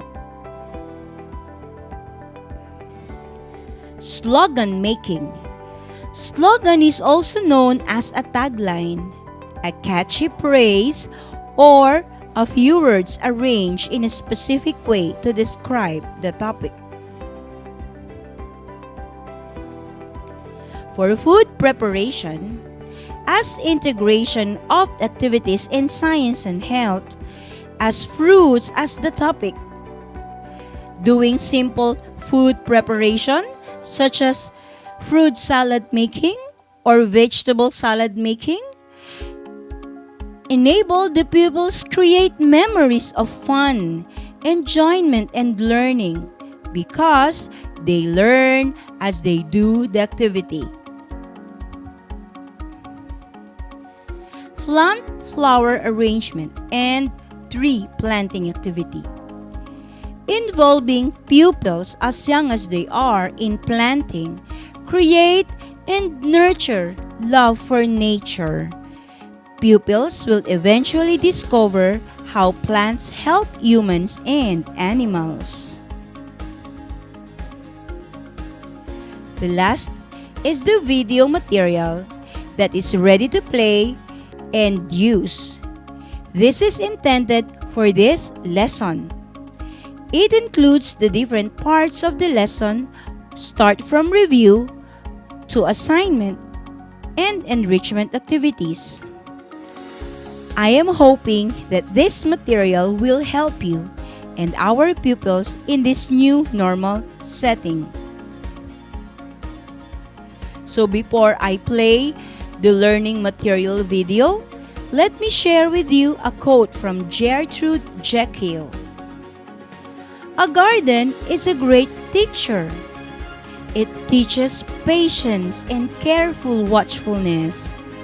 It teaches industry and thrift. Above all, it teaches entire trusts. For my references,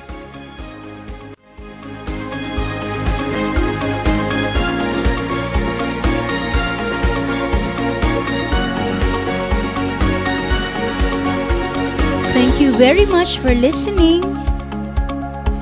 God bless. Be positive. Be happy.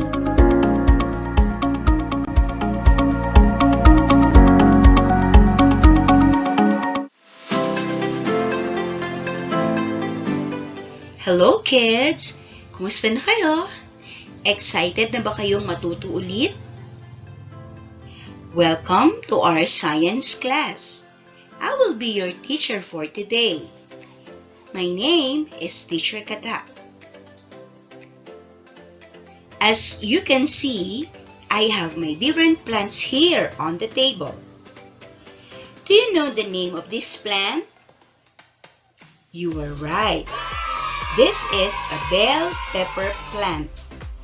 I will transfer this plant into a bigger plastic pot so that it will grow bigger and healthier.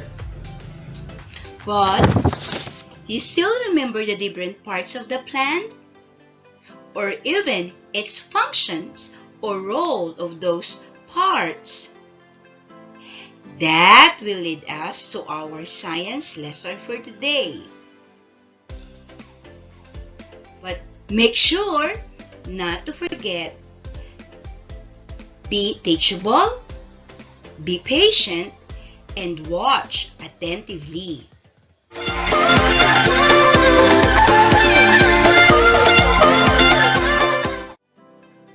Today's science lesson, plants and its different parts and functions. Before we go on, let's have some more review. Name the shown animals. Do you still remember? The first picture, the second picture, the third picture, the fourth picture. How about the last picture? Very good. The first one is a dog. The second one is a cow. The third one is the elephant. The fourth one is a rabbit. And the number 5 is the chicken. Very good. Now I really know that you really mastered the past lesson. Plants make our surroundings beautiful and attractive. They grow in almost all kinds of environment. Plants are one of the most important things on planet Earth. Without plants, there would be no food to eat and no oxygen to breathe. Plants have different parts where each part has different role to play. All plants have 2 main basic parts. This is the root and the shoot.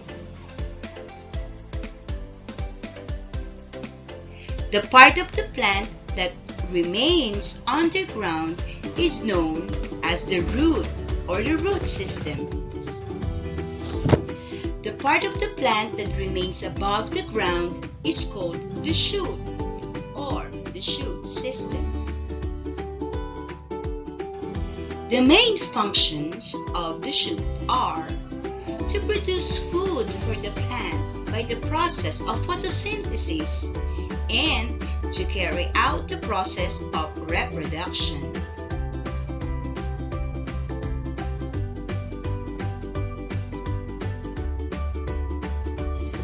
The main function of the root are to anchor the plant in the soil, to absorb water and minerals from the soil, and to store food in some plants.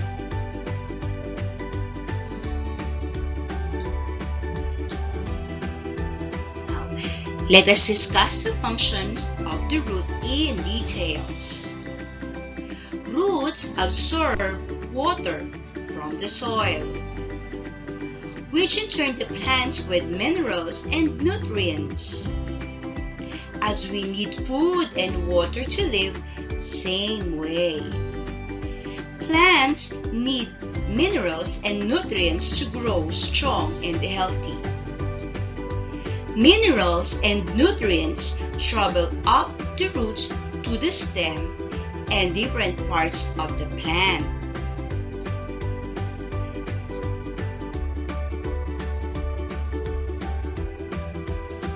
Roots anchor the plant in the soil. Roots also hold soil particles together and prevent soil erosion during rainy seasons and stormy seasons. So roots are the support system of the plant.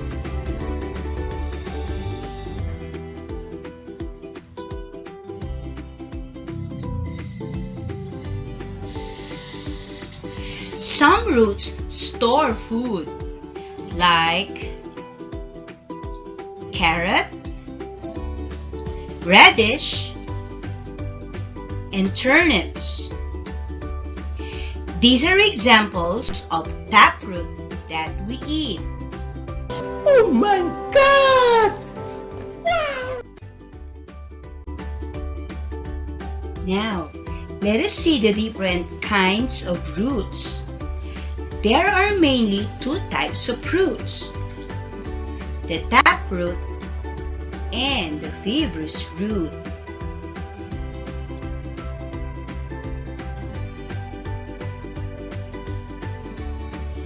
For taproot, when a single thick main root grows below the stem, it is called taproot. Many thin roots which are equal in size grow in this main root like bean, carrot, radish, and turnip. Taproot stored food in them and we eat these roots. When a bunch of many thin and bushy roots grow below the stem, it is called fibrous root.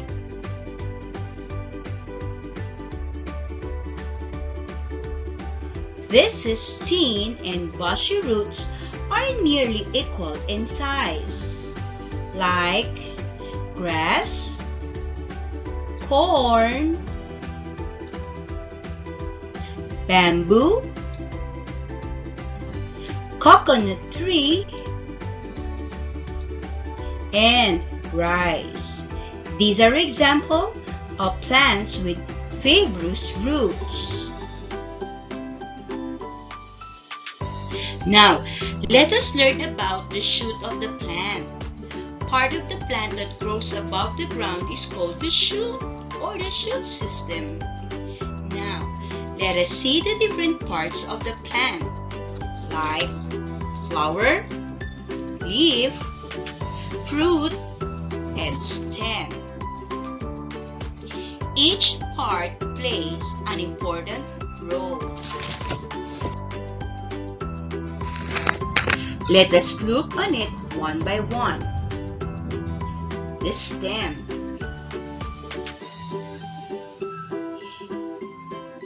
It is the central part of the plant.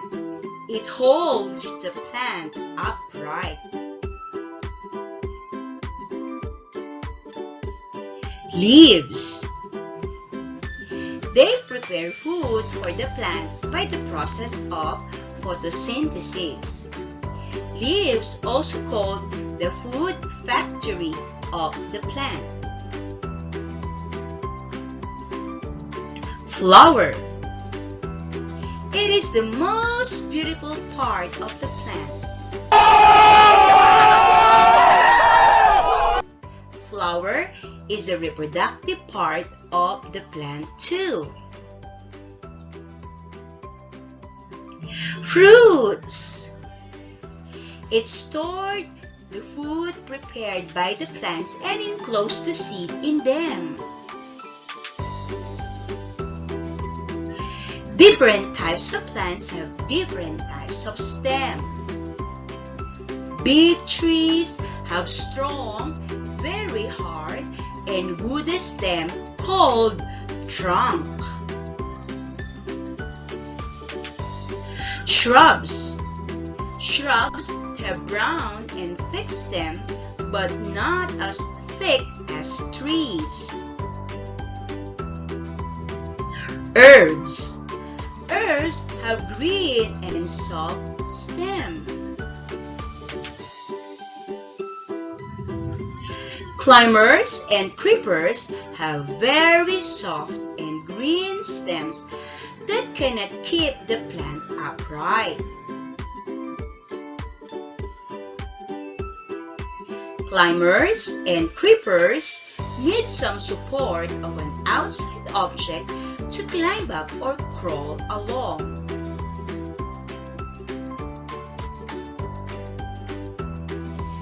Some stems are thick and juicy like sugar cane.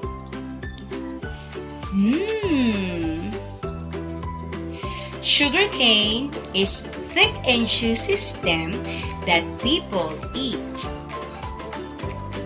Have you tried eating sugar cane?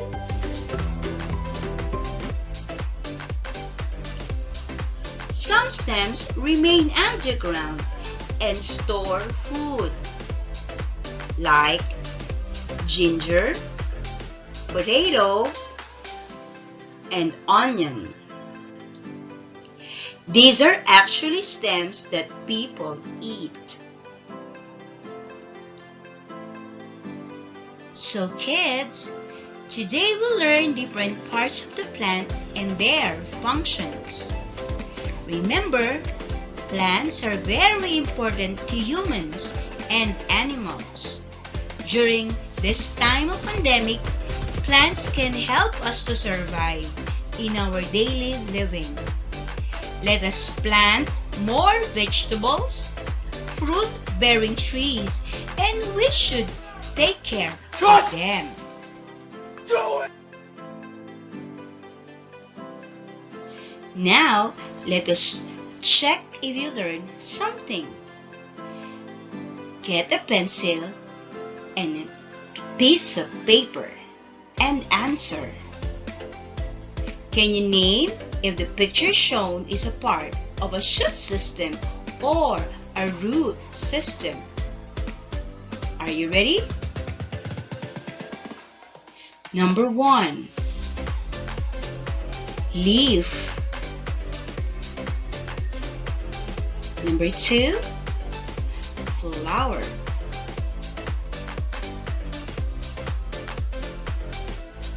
Number 3. Root. Number 4. Fruits. Number 5. Stem. Very good. Now, let us check the answers. A few inches later, 2 hours later, 1 eternity later. If you write shoe system on number 1, you are correct. If you write shoot system on number 2, you are correct.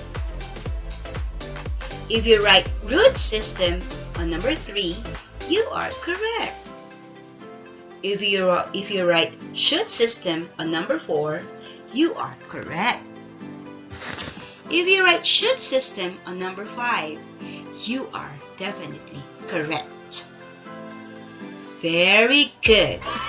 Now, let us try to answer for some more. Can you write the name of the parts of the plant that is being described? Number 1. What do you call the part of the plant that prepares the food for the plant? Number 2. What do you call the part of the plant that absorbs water from the soil?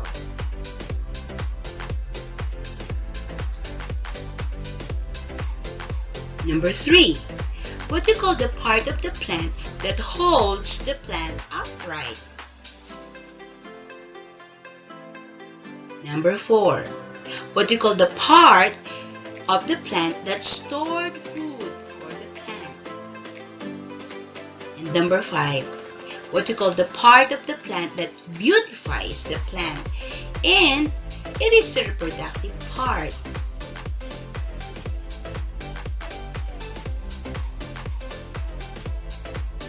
It is the time to check your answer.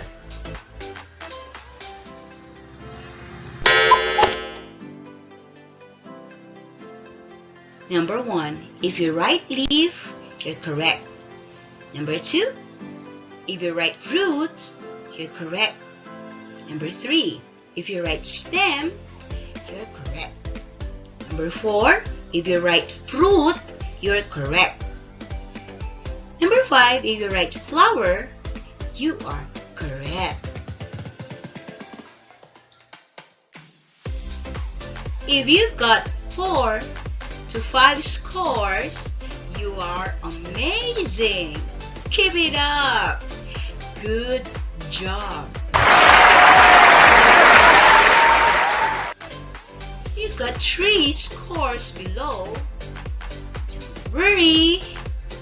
You can do better next time. Now, let us answer for some more.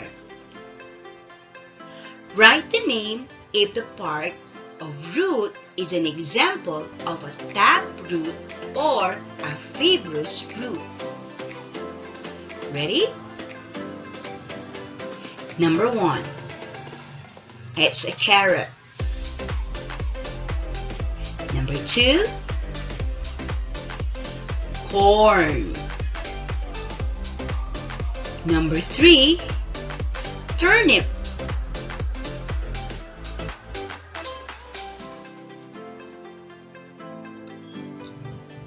Number 4, grass.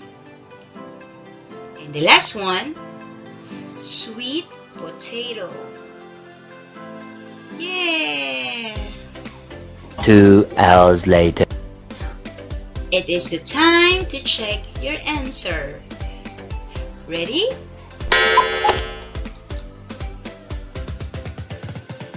If you write taproot on number 1, you are correct. If you write fibrous on number 2, you are correct. If you write taproot on number 3, you are correct. If you write fibrous on number 4, you are correct. And if you write taproot on number 5, you are correct. If you got 4 to 5 scores, you are great! Yay! Keep it up! And good job! If you got 3 scores below, don't worry, because you can do better next time. For our enrichment activity number 1, draw your favorite plant and color them. Write some sentences about your drawing and show your work to your parents. For our enrichment activity number 2, ask your parents or siblings to help you record a short video on how you take care of your plants. Oh my God! Thank you for listening and watching. Until the next lesson, hope you learn a lot. Goodbye. Thank you.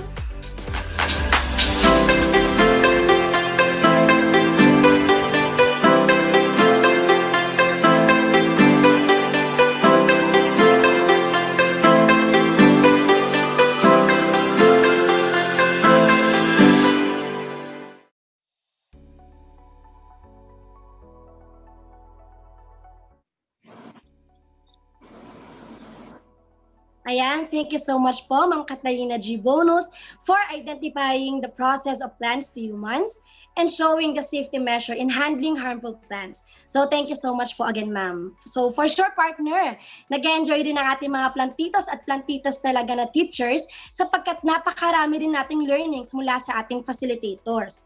So partner, tumatak lang sa akin no, yung sinabi ni Ma'am Kata na talagang napaka-importante ng strategy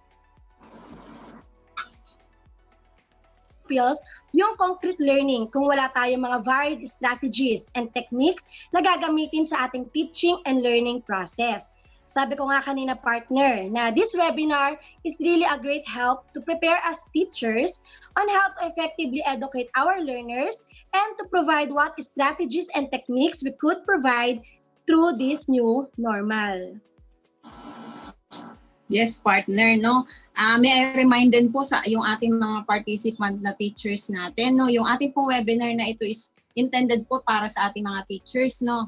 Para po meron tayong mas karagdagang mga information, saka po strategies na pwede po nating i-apply o i-adapt sa ating mga classroom. Even po hindi po tayo face-to-face or distance learning po tayo ngayon. Yes po. And for the information of many, this webinar will not be possible without the support of the people behind this event. No, we are humbly delightful with our school's division superintendent, Dr. Romeo M. Alip, to our assistant schools division superintendent, Dr. William Roderick R. Palurin, and to our curriculum and implementation division chief, Dr. Milagros M. Peñaflor, and of course, to our education program supervisors in science, Dr. Edwin Bermilio. Thank you po sa inyong lahat, mga bosses po namin. Thank you po. Also, ma'am, to the combined efforts of our program chairman and co-chairman, maraming salamat po. As well as the technical team headed by Ma'am Rubilin Punzalan and Ma'am Malen Manalastas. Siyempre, special thanks din po sa ating mahusay na teachers, sila Sir E.J. Flores and Sir Ledrix Marshall, na tumulong sa atin upang makapag-live stream dito sa ating Bataan Science Channel. Maraming salamat po mga sir. And of course, to our knowledgeable and resourceful facilitators, we thank you all po for giving your support and for initiating these webinars.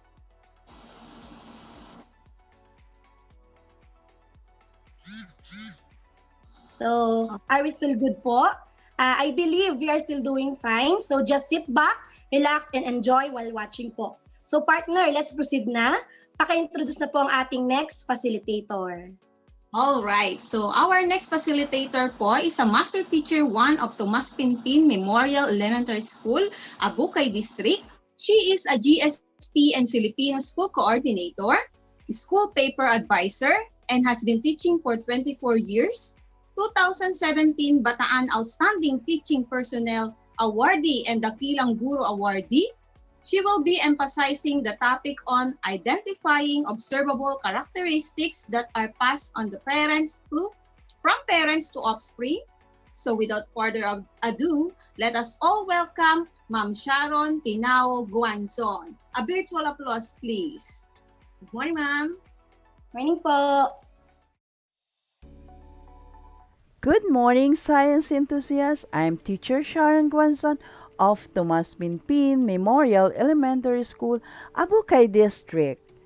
My task is about observable characteristics that are passed on from parents to offsprings like human, animals, and plants. This time, you will learn most traits are passed down from parents. Different individuals have different traits. Some traits are influenced by the environment. Whom do you resemble? From your mother or your father?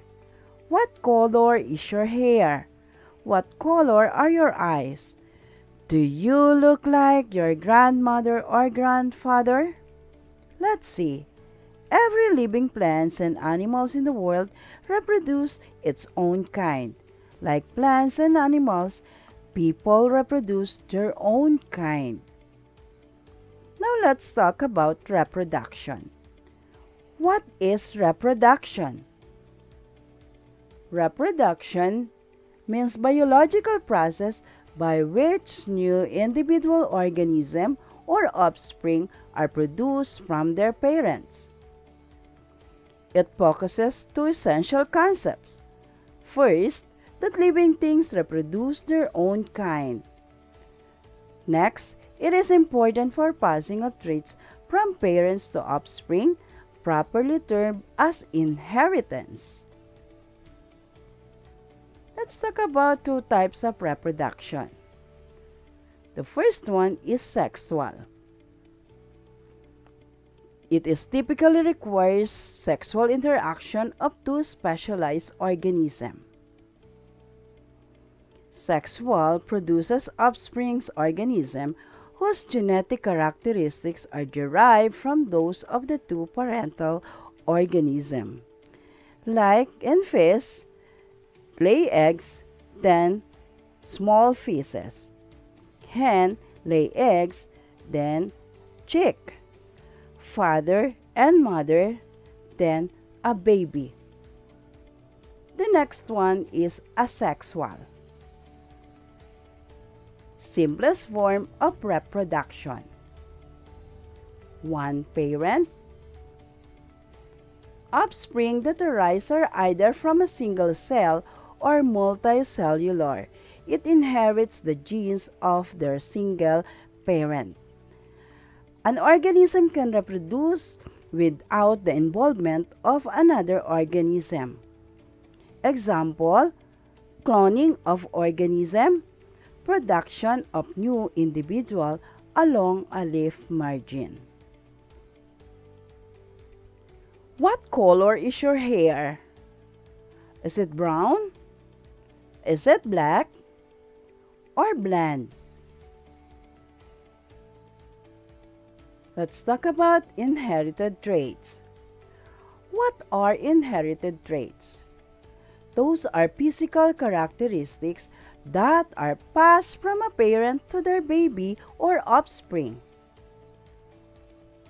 Inherited traits, humans and other animals, are a mix of characteristics from their parents. Here are some examples of inherited traits. Hair color. Some have black, others have blonde. Eye color. Brown and blue eye. Skin color. Human skin color ranges from the darkest brown to the lightest hues. Dimples. A small indentation in the flesh on part of human body, most notably in the cheek. Curly or straight hair. Curly is a dominant trait.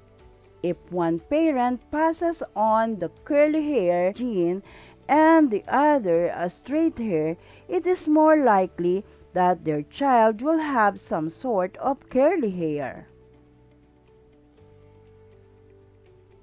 Freckles are small brown spots on your skin. If you have freckles, there is a good chance that one of your parents has or had them too. Attached earlobes. Detached earlobes. In my case, I got my detached earlobes from my father. Now we have animals. Animals are living things that can reproduce. Can reproduce, creating offspring of their own kind. Baby animals share similar observable characteristics or traits with their parents, such as the eye color. Some animals have blue-eyed color, others have yellow-eyed variants. Texture. Animals have different texture like dry scales, moist skin, wet and slimy scales, hair or fur, others have soft skin. Length of hair strand. Some animals have long, others have short hair strand. Shape of face. The face is the front of an animal's head that features three of head sense organs like eyes, nose, and mouth, through which animals express many of their emotions. Eye shape. Cat's eyes look like vertical slits. Tiger has round pupils like humans do. Other animals have slits too. Nose. In many animals, the structure is called a muzzle, rostrum, snout, or proboscis. Length and size of ears. Animal ear come in many different sizes. Some have big or large ears, some have small ears. Now let's talk about plants. Plants can have young plants. Young plants can grow from seeds. It can only reproduce of their own kind. Plants also pass on traits to the offspring, and these include flower color. Most common color of flowers are red, white, pink, and orange. Plant shape. Plants exhibit an enormous range of shape and form. Common shapes of plants are conical form. Leaf shape. The most common shapes include oval, truncate, elliptical, lanceolate, and linear. Plant height. There are plants naturally grow taller than others, while others are small. Shape of seeds. Shape of seeds are bean-shaped, square, and oblong. Others are triangular or three-sided. We have stem length. Stems are part of the shoot system of a plant. They may range in length from few millimeters to hundreds of meters depending on plant type. Plant traits can be acquired or inherited. Acquired when developed during life or not born with it. Examples: a tree bent due to harsh wind blowing. A plant grows from insect bites. And plant leaves turn brown if it gets too much sun. Plant traits can be inherited. Example: an oak tree leaves that look similar to other oak tree. Now let's review. Traits are physical characteristics that can be inherited or passed down from parents to offspring. Different traits from mother and father are passed down to each offspring. Siblings may look very similar but not exactly the same. Plants and animals also pass on traits to their offspring. That's the end of my task. Thank you very much. God bless us all.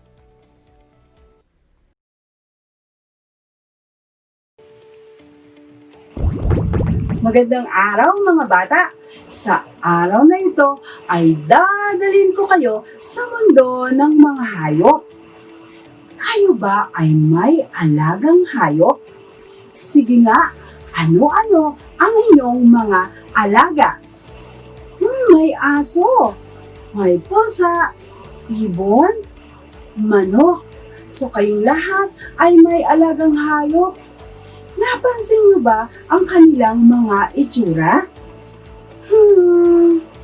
Kamukha ba sila ng tatay o ng nanay nila?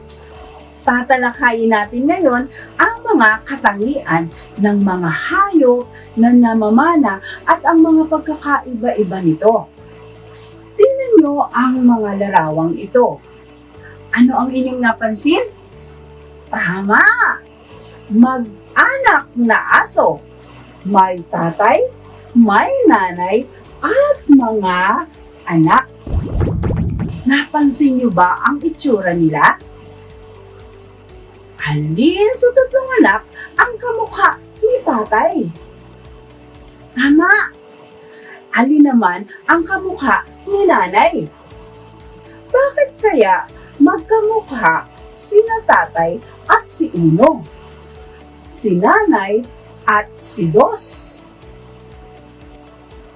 Mahusay!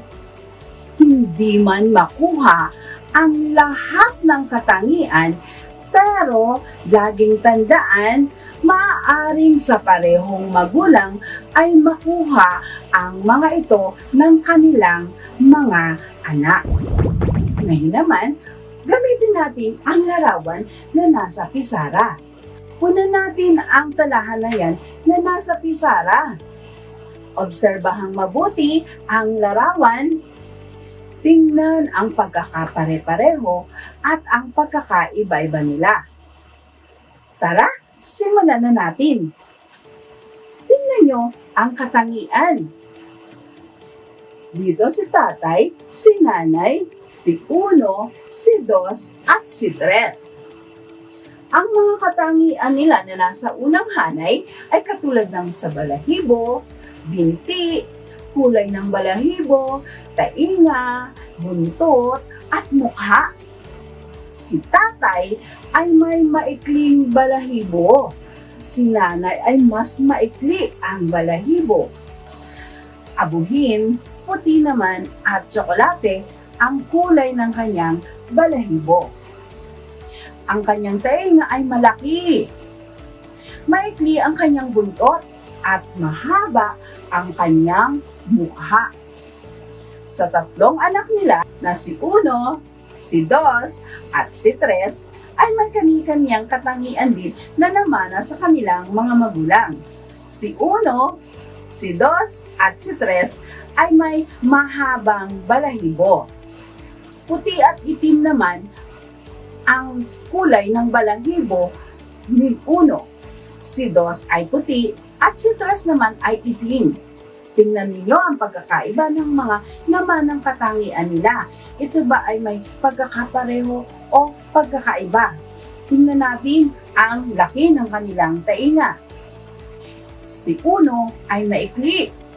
Si Dos ay mahaba, samantalang si Tres ay maikli. Nakikita niyo na ba ang pagkakapareho at pagkakaiba nila? Sa buntot naman, si Uno ay maikli, mahaba si Dos, at maikli si Tres. Pagdating naman sa mukha, si Uno ay bilugan, si Dos ay ganun din, at pati pala si Tres ay bilugan din. Nakita niyo ba ang pagkakaiba at pagkakapareho nila? Tingnan natin ngayon ang ating talahanayan at atin itong talakayin. Gamitin natin ito sa pagsagot sa mga tanong na ito. Ano-ano ang pagkakatulad ng katangian ng nanay, tatay at mga anak? Magaling! May mga pagkakataon na nakukuha ng anak ang kanyang katangian katulad ng mahabang buntot, kulay ng kanyang balahibo, ang kanyang tainga, at ang kanyang mukha. Ano naman ang pagkakaiba nito?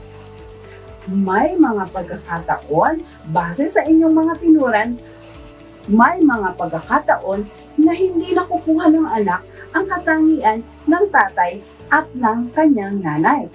Pero, lagi nating tatandaan at kung ating papansinin, may mga katangian na nakukuha si nanay or sa nanay at sa tatay na maaaring parehong makuha ng anak sa kanyang mga magulang. Sa pagkakataong ito naman ay ating bigyang pansin ang panlabas na katangian na namana ng mga anak sa kanilang mga ina. Si inang pusa. Tingnan natin ano ang namana ng kanyang anak kay inang pusa. Mahusay. Sila ay parehong may puting balahibo. Si inahing manok at ang kanyang anak, ano ang namana ng anak sa kanyang ina?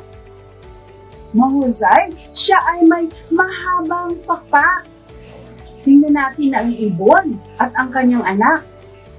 Sige nga, pagkahusay-husay talaga ng aking mga estudyante, sila ay may mahabang tuka. Puntahan natin si Kuneho at ang kanyang anak. May pagkakatulad ba sila? Magaling, sila ay may mahabang mukha. At ang panghuli natin ay ang mag-inang baka. Anong kanilang pagkakatulad? Mahusay, sila ay may mahabang binti. Palakpakan nyo nga ang inyong mga sarili. Katulad ba ang panlabas na katangian ng mga hayop na magkakauli? Tama kayo sa inyong mga tinuran. May mga katangiang nagkakapareho. Meron namang nagkakaiba. Bakit kaya sila magkatulad? Ang katangian ng mga magulang ay namamana ng kanilang mga anak. Tandaan, ang katangian ng magulang ay namamana ng kanyang mga anak. Hindi man lahat ng katangian ng tatay o ng nanay na kanilang namamana, maaari namang mas higit na marami ang nakukuha nila sa kanilang mga magulang, katulad ng kulay ng mata, haba ng balahibo, hugis ng mukha, kulay ng balahibo, tekstura ng balat, ilong, laki o haba ng tainga. Sige nga, ulitin natin. Magaling mga bata. Nabati ko kayo sa pagkakataon ito. Pero, bilang pagmamahal natin sa mga hayop, paano ninyo sila aalagaan? Sige nga. Tama, pakakainin, paliliguan, ano pa? Atin silang bibigyan ng maayos na tahanan. Tama? Mga bata, lagi nating tandaan, ang mga hayop ay ating kaibigan. Lagi natin silang aalagaan at mamahalin. Pupunta tayo naman ngayon sa pagtataya. Bilang ating pagtataya sa ating natutunan sa araw na ito, tingnan nyo ang mga larawan. Pagtatapatin natin ang larawan ng ina at ng anak. Magbigay kayo ng kanilang pagkakakilanlan ayon sa kanilang katangian. Isulat ito sa inyong sagutang papel. Handa ka na ba? Sige, simulan mo na. Mahusay, binabati ko kayo, maghanda na kayo para sa ating susunod na aralin. Classroom is a dynamic environment bringing together students from different backgrounds with various abilities and personalities. Being an effective teacher requires the implementation of creative and innovative teaching strategies in order to meet students' individual needs. Your strategies last year may not be suitable to your learners this year.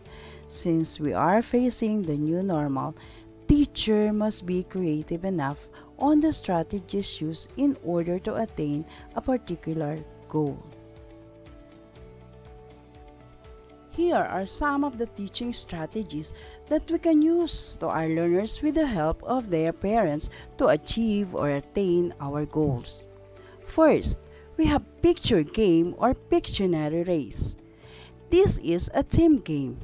It increases vocabulary. It is fun and interactive way of learning.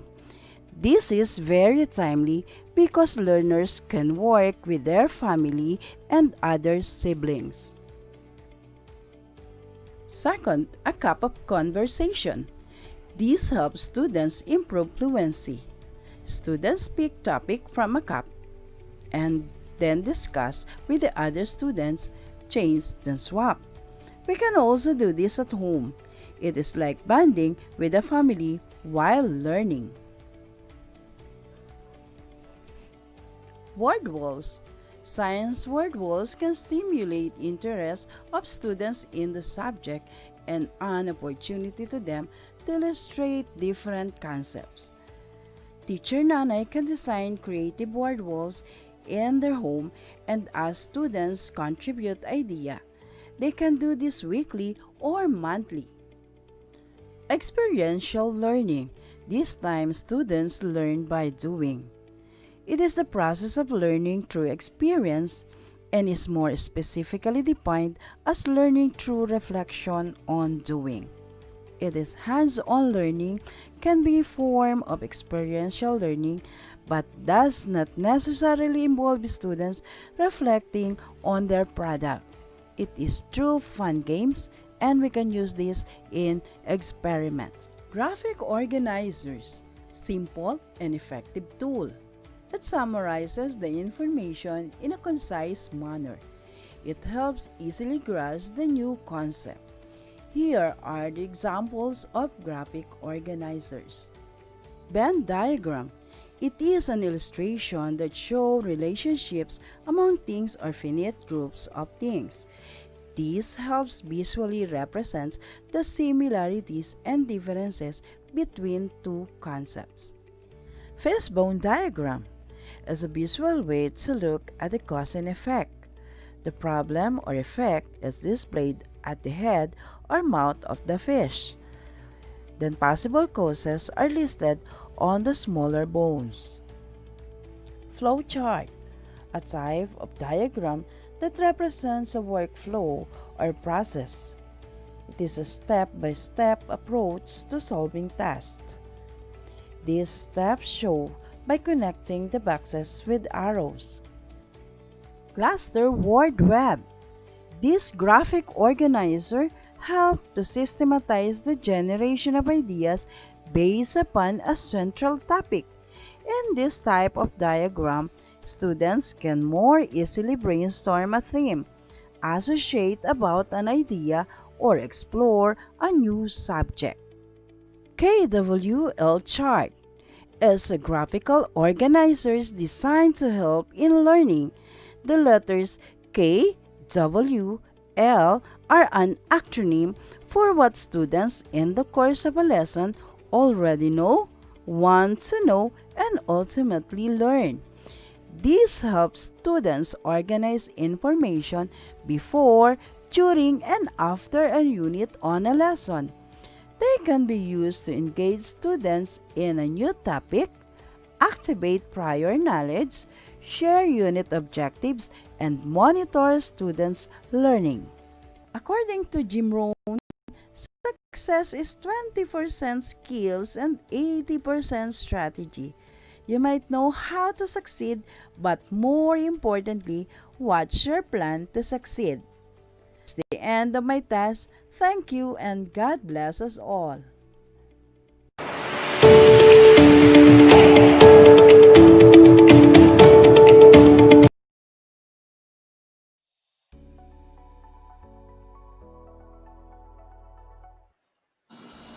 Ayan, napakahusay naman ni Ma'am Sharon. Thank you so much po, Ma'am Sharon, for explaining us the observable characteristic that are passed on by parents to their offspring. Napakalaking factor talaga niyan sa atin as living things, no, as we grow. And we learned that most traits are passed down. Kaya kitang-kita natin kung kanino natin nakuha yung mga physical and character traits natin. Again, thank you so much po, Ma'am Sharon. Good job po. Ayan.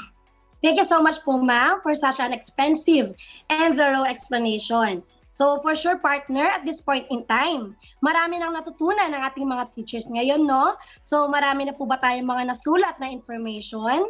By the way, reminder po ulit, after this webinar, we will be providing a link for the evaluation and assessment. Tama ka dyan, partner. Sa ating pakikinig. Yes. Partner. Tama ka dyan. No? So, let's proceed na, partner. For our final facilitator. Yan, final facilitator na po tayo for this morning. Our last but not the least facilitator is a teacher 1 and a science coordinator of Nagbalayong National High School, Morong District. She is in the teaching field for 3 years and currently teaching grade 7, 8, and 10 students. A graduate from BPSU, Balanga Campus, BSE major in Physical Science. She will be emphasizing the topic on identifying observable characteristics that are passed from parent to offspring. Let us give her a virtual applause, Ma'am Jasmine Mangalindan Navarro. Good morning, ma'am. Good morning, ma'am. Good morning, everyone. Welcome to the Vision webinar series on science content and teaching strategies, most essential learning competencies for grade 3 science teacher. Today, I am your facilitator, Ms. Jasmine B. Mangalindan from Nagbalayong National High School. So for our topic for today is about the characteristics of living and non-living things. We have the learning competency, which is identify observable characteristics that are passed from parents to offsprings, humans, animals, and of course, plants. Our session objective for today is for us to be equipped or to equip the participants with additional knowledge on the content delivery of the topic being presented a while ago, which deals with the characteristics of living and non-living things. But first, let's have this question. How are the characteristics passed from parents to offsprings? We all know that we have all our parents, even the plants and the animals, right? What are the some traits passed from parent to offsprings? What is an inherited trait? What is an instinct? So before we start, let us all appreciate the difference and similarities among organisms to share among your siblings. What characteristics do you share among your close relatives? Which traits resemble your parents? Which traits neither resemble your parent, your mom, or your dad? Have you been told that you have your mother's nose or your grandmother's eyebrows? Come to think of it, do you see any ways that these children are similar to their parents or brothers and sisters? Let's have the picture number 1. How about picture number 2? And how about picture number 3? Or the last picture? I will count from 1 to 5, and I want you to think of the similarities these children have with their parents or brothers or sister. 5, 4, 3, 2, 1. Now, at the end of our topic, let's see if all your answers are correct. Let's have first the unlocking of difficulties about inherited traits, heredity, chromosomes, and the behavior. Inherited traits are traits that are passed down from parents to their offsprings. Examples, in human, we have the eye color, hair color, skin color, freckles, dimples. All are examples of inherited traits. Now, what is heredity? Heredity is the passing of traits from parent to offsprings. This includes your gender. What are chromosomes? A pact of called up DNA. Humans have 23 pairs of chromosomes. These are 23 pairs of chromosomes found in the nucleus of any one of your cell. Behavior. Behavior is a way of acting, of course, right? Behaviors can be inherited too. Instincts. Inherited traits include instincts. An instinct is a behavior that has been passed on from the parent that is ready to use without learning and that does not require practice. People have been fascinated at how children will resemble their parents and vice versa. As years went by, scientists began to search for more information on how these traits are passed on. This passing of traits from parents to offsprings is heredity. And the science that deals with the study of heredity is genetics. How are traits passed? When organisms reproduce, traits are passed from parent to offsprings. These traits are carried in DNA, the genetic material found in a cell's nucleus. DNA acts like a blueprint. Let's take it for example that inherited traits. As we can see in the picture, it has the eye color, skin color, hair color, curly or straight hair, dimples, freckles, and of course, the height. This family has an inherited trait. Can you tell what is it? Yes, you are correct. They have brown hair color. Inherited traits in plants. Plants also pass on traits to their offsprings. This includes flower color, shape, leaf shape, and of course, the plant height. What are some inherited traits in animals? A tiger has stripes, right? Of course, a giraffe has a long neck. An elephant has a trunk, and a snake has no legs. All of those animals mentioned has the same characteristics or inherited traits to their parents down to their offsprings. Look at the elephants. What traits do they have in common? I'll give you again 5 seconds to answer. Keep your answers in your mind. And 5, 4, 3, 2, 1. We all know that both physical features and behaviors can be inherited. Look at these elephants, for example. They all have physical features, right? The same physical features. They have trunks, they have big ears, they have tails, they have 4 legs, right? But what else can you conclude about the traits of these animals? Yes, of course. Behaviors can be inherited. Inherited behaviors are called instincts. Many animals are born with instincts that help them survive. When the weather turns chilly in the fall, Animals prepare for the winter by instinct. Some animals head for warmer climates during the winter. Like, of course, the birds, right? Other animals find a safe spot and curl up for a long sleep. No one taught these animals how to survive winters. They know what to do by instincts. Birds protect their eggs by instincts. Frogs are not born with these instincts.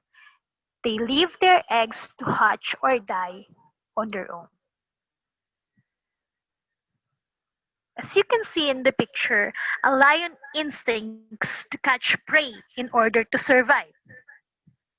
Birds' migration, as we've mentioned, when the weather changes from one location to another, they migrate. Birds making a nest. No one taught them. They just know it by instinct. Now let's look at our list. How many of you descriptions could also describe someone in your family? Are you done with your list? I hope you do learn from me today. Here are my references for the presentation, and I thank you.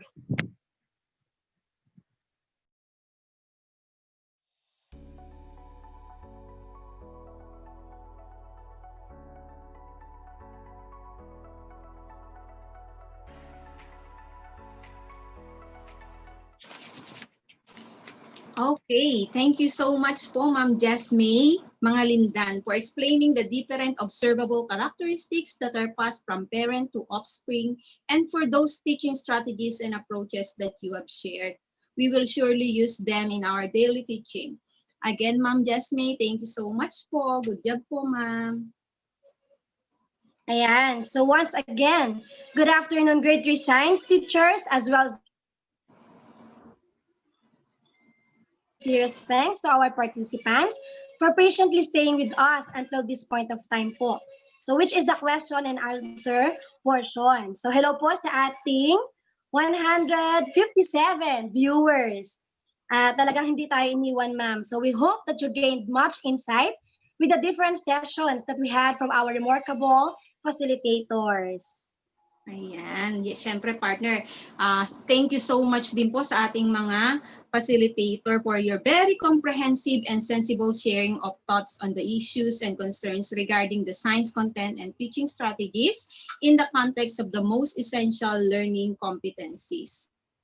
Okay, so before we proceed, partner, shout out muna raw po kay Ma'am Josephine Hunter.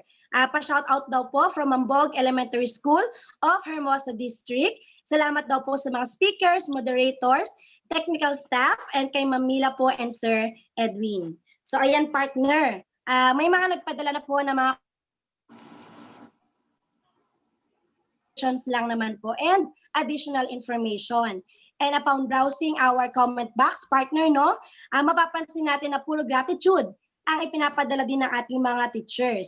So nagpapasalamat sila sa ating mga facilitators sa pagbabahagi ng kanilang mga kaalaman na talaga magagamit naman natin. Knowledge that will serve as our weapon this second quarter. Tama ka dyan, partner. So this time, partner, we will be having our facilitators to answer some questions. So let's give them a virtual clap po to our facilitator. Ang gagaling ng mga facilitator natin. We have Ma'am Evelyn Kicho, Ma'am Thelma M. Sibilia, Ma'am Catalina Bonus, Ma'am Sharon Guanzon, Ma'am Jasmine Mangalindan, and syempre po si Ma'am Belen Peregrino. Kaya lang po, may appointment po si Ma'am, kaya hindi na po natin siya makakasama sa question and answer. Pinapabot niya po yung kanyang pasasalamat sa pakikinig po sa kanila. Thank you po. Ayan, so muli maraming salamat po sa ating mga mahuhusay at talaga namang very competent ng mga facilitators. So mga ma'am ko, kaway-kaway naman po tayo dyan. Ayan, para ma-recognize din po tayo ng ating mga viewers and participants. Okay, so let's start now with our question and answer portion, partner. So meron na pa akong question dito, partner, and I think This is for Ma'am Evelyn Kitcho. So sabi dito, Ma'am Evelyn. Okay. So why is it important for an organism to adapt to its environment? Yan, Ma'am Evelyn. Again po, that is our question. Why is it important for an organism to adapt to its environment? Thank you for the question, Ma'am Zaira. So for the question, why is it important for an organism to adapt to its environment? For me, it is very important because adaptation would mean survival. We need environment to be able for us to survive. That's all. Thank you. Ayan, thank you Ma'am Evelyn. I think satisfied po ang ating mga participants sa sagot po ninyo. Meron pa po ditong question. I have your question, partner. I think this is for Ma'am Telma M. Sibilia. Ma'am Telma, this is the question. Hi, Ma'am. Aside from theater play and think pair share strategies, what other strategies are good to use in teaching science for elementary grade if the topic is environment?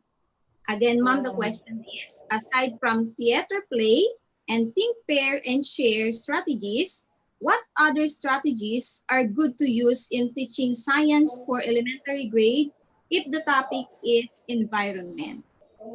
Thank you, Ma'am Marilyn. So, thank you din po sa nagtanong. So, I think ang mai-share ko para sa mga strategies or aside from strategies, yung activities, yung tinatawag natin green passion show pag sa environment. So, nasa bahay tayo, pwedeng kung meron tayong backyard, pwedeng yung mga bata o mga pupils natin magamit yun. Then, the nature walk, the same. And then, a plant, a house garden. So, mga strategies and activities na pwede sa pagtuturo ng environment. Thank you. Ayan, thank you so much po sa mga strategies at alam ko yung mga strategies na yan ay talagang malaki ang may tutulong sa ating mga grade 3 science teachers at may apply natin sa ating amid this new normal situation. So next naman po, so I have a question here po I think kay Ma'am Catalina Bonus. Ma'am Kata, hello po. Ayan. Yes po, hello. Hello, ma'am. So this is your question po. Can you give some suggestions on how to take care?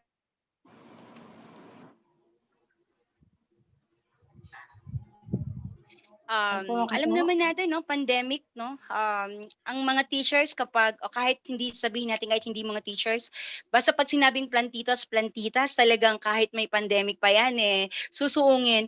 Pero syempre, kailangan pa rin natin ng protocol. So, kailangan pa rin natin sundin ang protocol natin kung bibili man tayo, kung ano man ang bibili nating mga needs ng ating mga plants, no, during this time. So, katulad ng mga binibigay natin na basic needs ng ating mga halaman, no, para lalong mapaganda, mapalusog yung mga halaman na sa paligid natin, na nagbibigay sa atin ng positivity, no.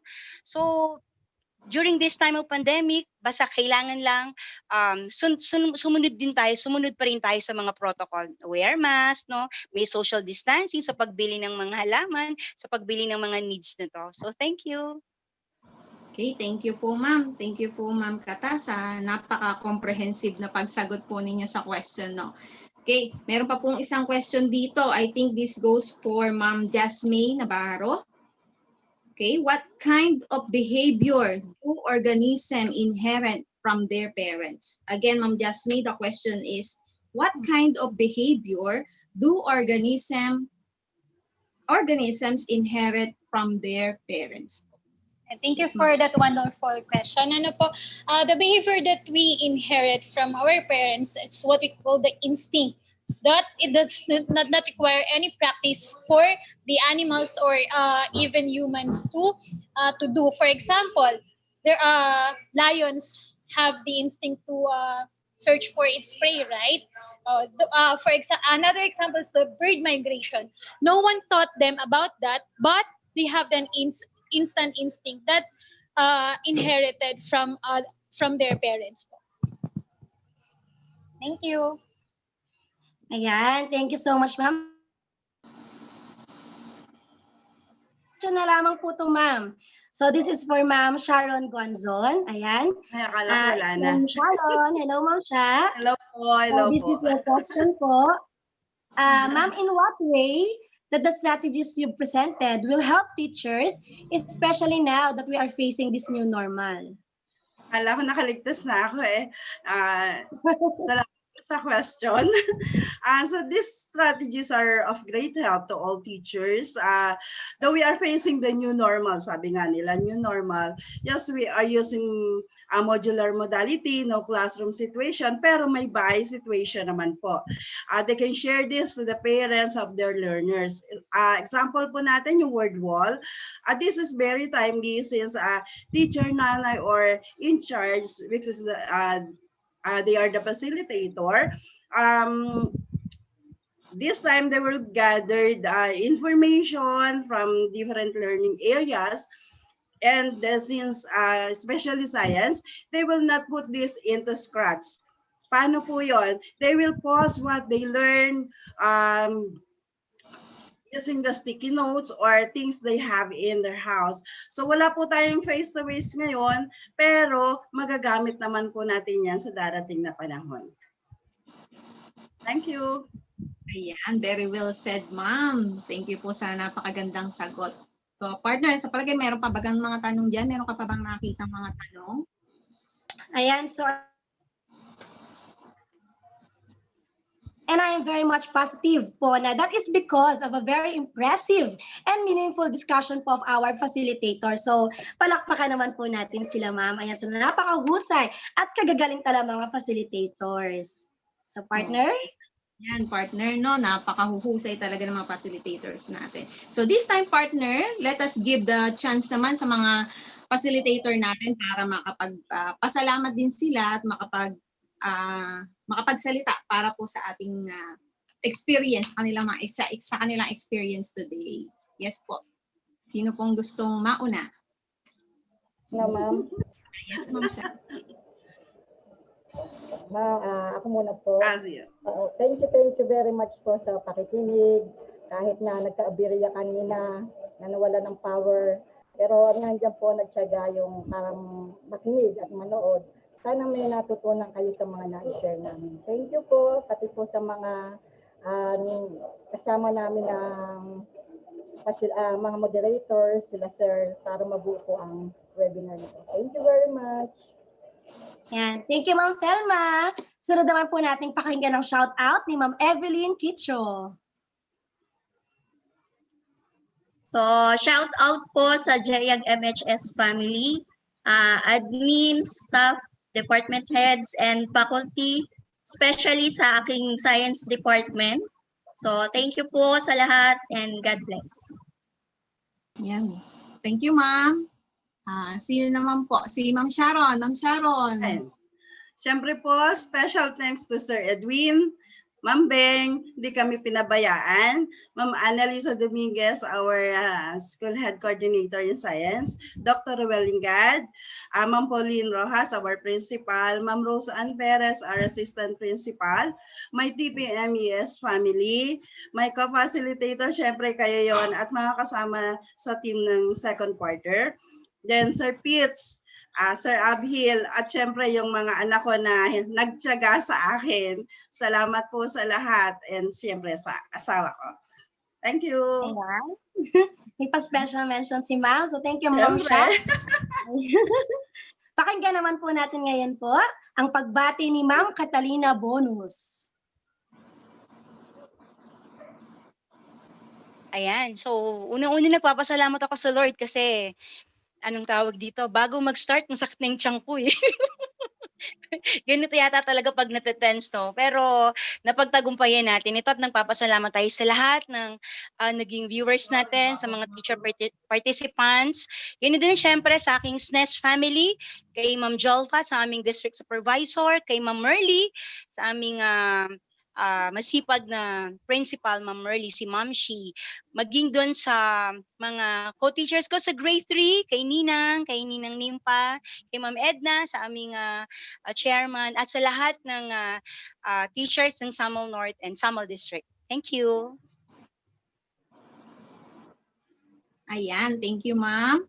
Si Ma'am Jasmine naman. Ma'am Jasmine, shout out naman Hello po kayo. good morning. Shoutout po sa Nagbalayong National High School, especially sa aming dearest principal, Sir Dave Di Basto. At sa lahat po ng mga co-teachers ko na tumulong sa akin, especially Ma'am Tame and Sir Argel. Siyempre po, ang aking taga-boost ng confidence, si Mami Nerio from Morong National High School. Maraming salamat po. Siyempre po sa team natin ng grade 3, kahit hindi po kami grade 3, ay sobrang welcome po at saka tinulungan niyo po kami lahat. Maraming salamat po. Thank you. Thank you, thank you. Yeah, ma'am. Ayan. So partners, definitely napakaraming nating nakuhang info, no, mga input, no, naliwanagan tayo at nakapulot tayo ng maraming effective strategies na pwede nating gamitin sa situation natin ngayon. Agree, partner, definitely. And so, for our closing remarks, let us now lend an ear to the webinar. To personally convey her heartfelt gratitude, let's give our virtual applause to the competent head teacher 3 of Mariveles National High School, Mariveles District, Ma'am Salvacion F. Dagdag. Before I deliver my closing message, let me share this wonderful and meaningful quote by Professor Dylan William, University of London. And I quote, "Every teacher needs to improve, not because they are not good enough, but because they can be even better." End of quote. Indeed, teachers want to be better, and that is very crucial, most especially on the duration of our national health crisis, COVID-19 pandemic. But in the long run, the rewards could be transformative for our professional practices and experiences. Good morning, everyone. With everything that is happening in this time of new normal, the effort of Science Department to ensure the quality of education is commendable and applauded.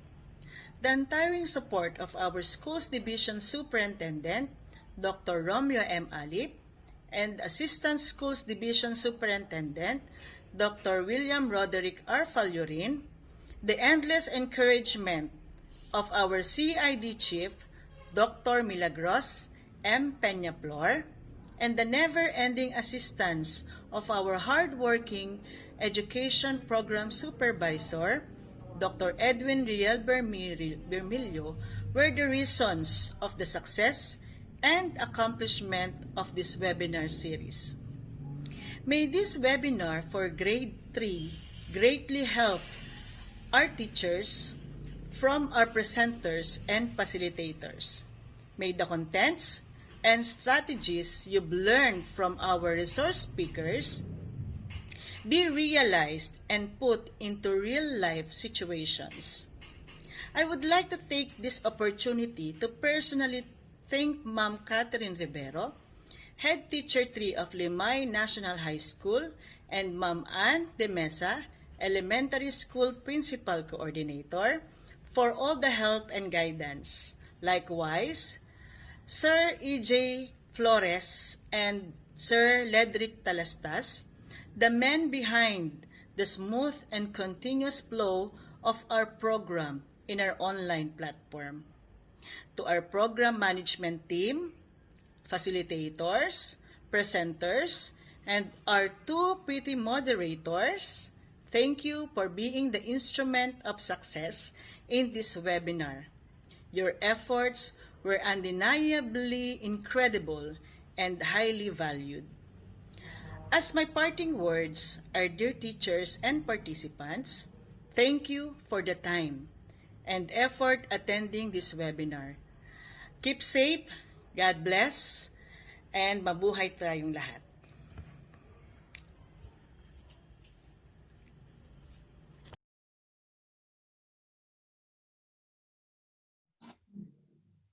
Ayan, thank you so much po, Ma'am Beng, sa iyong support all the way.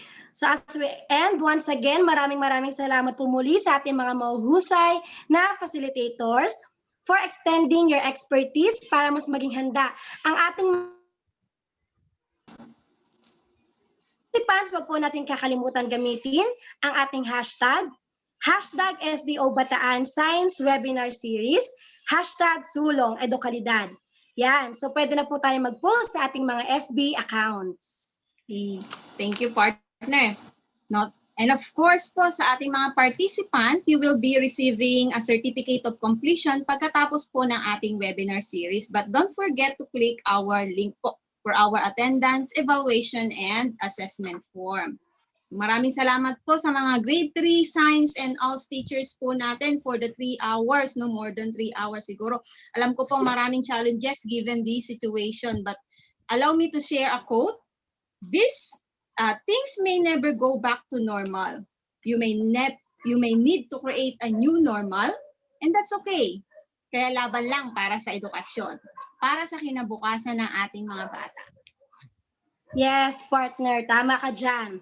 It is undeniably a good teaching is 1/4 preparation and 3/4 theater. So please stay healthy for a better normal of education, and let us continue to cultivate the garden of hopes of our learners. Once again, we are your moderators. I am Zaira May B. Garcia of Kasupanan Elementary School. And I am Marilee A. Ahero, Master Teacher 1 of Peas Elementary School, now signing off. God bless and good luck po. Good day, everyone. Thank you po. Thank you. Thank you po. Thank you. Thank you po. Salamat. Late na. Happy lunch.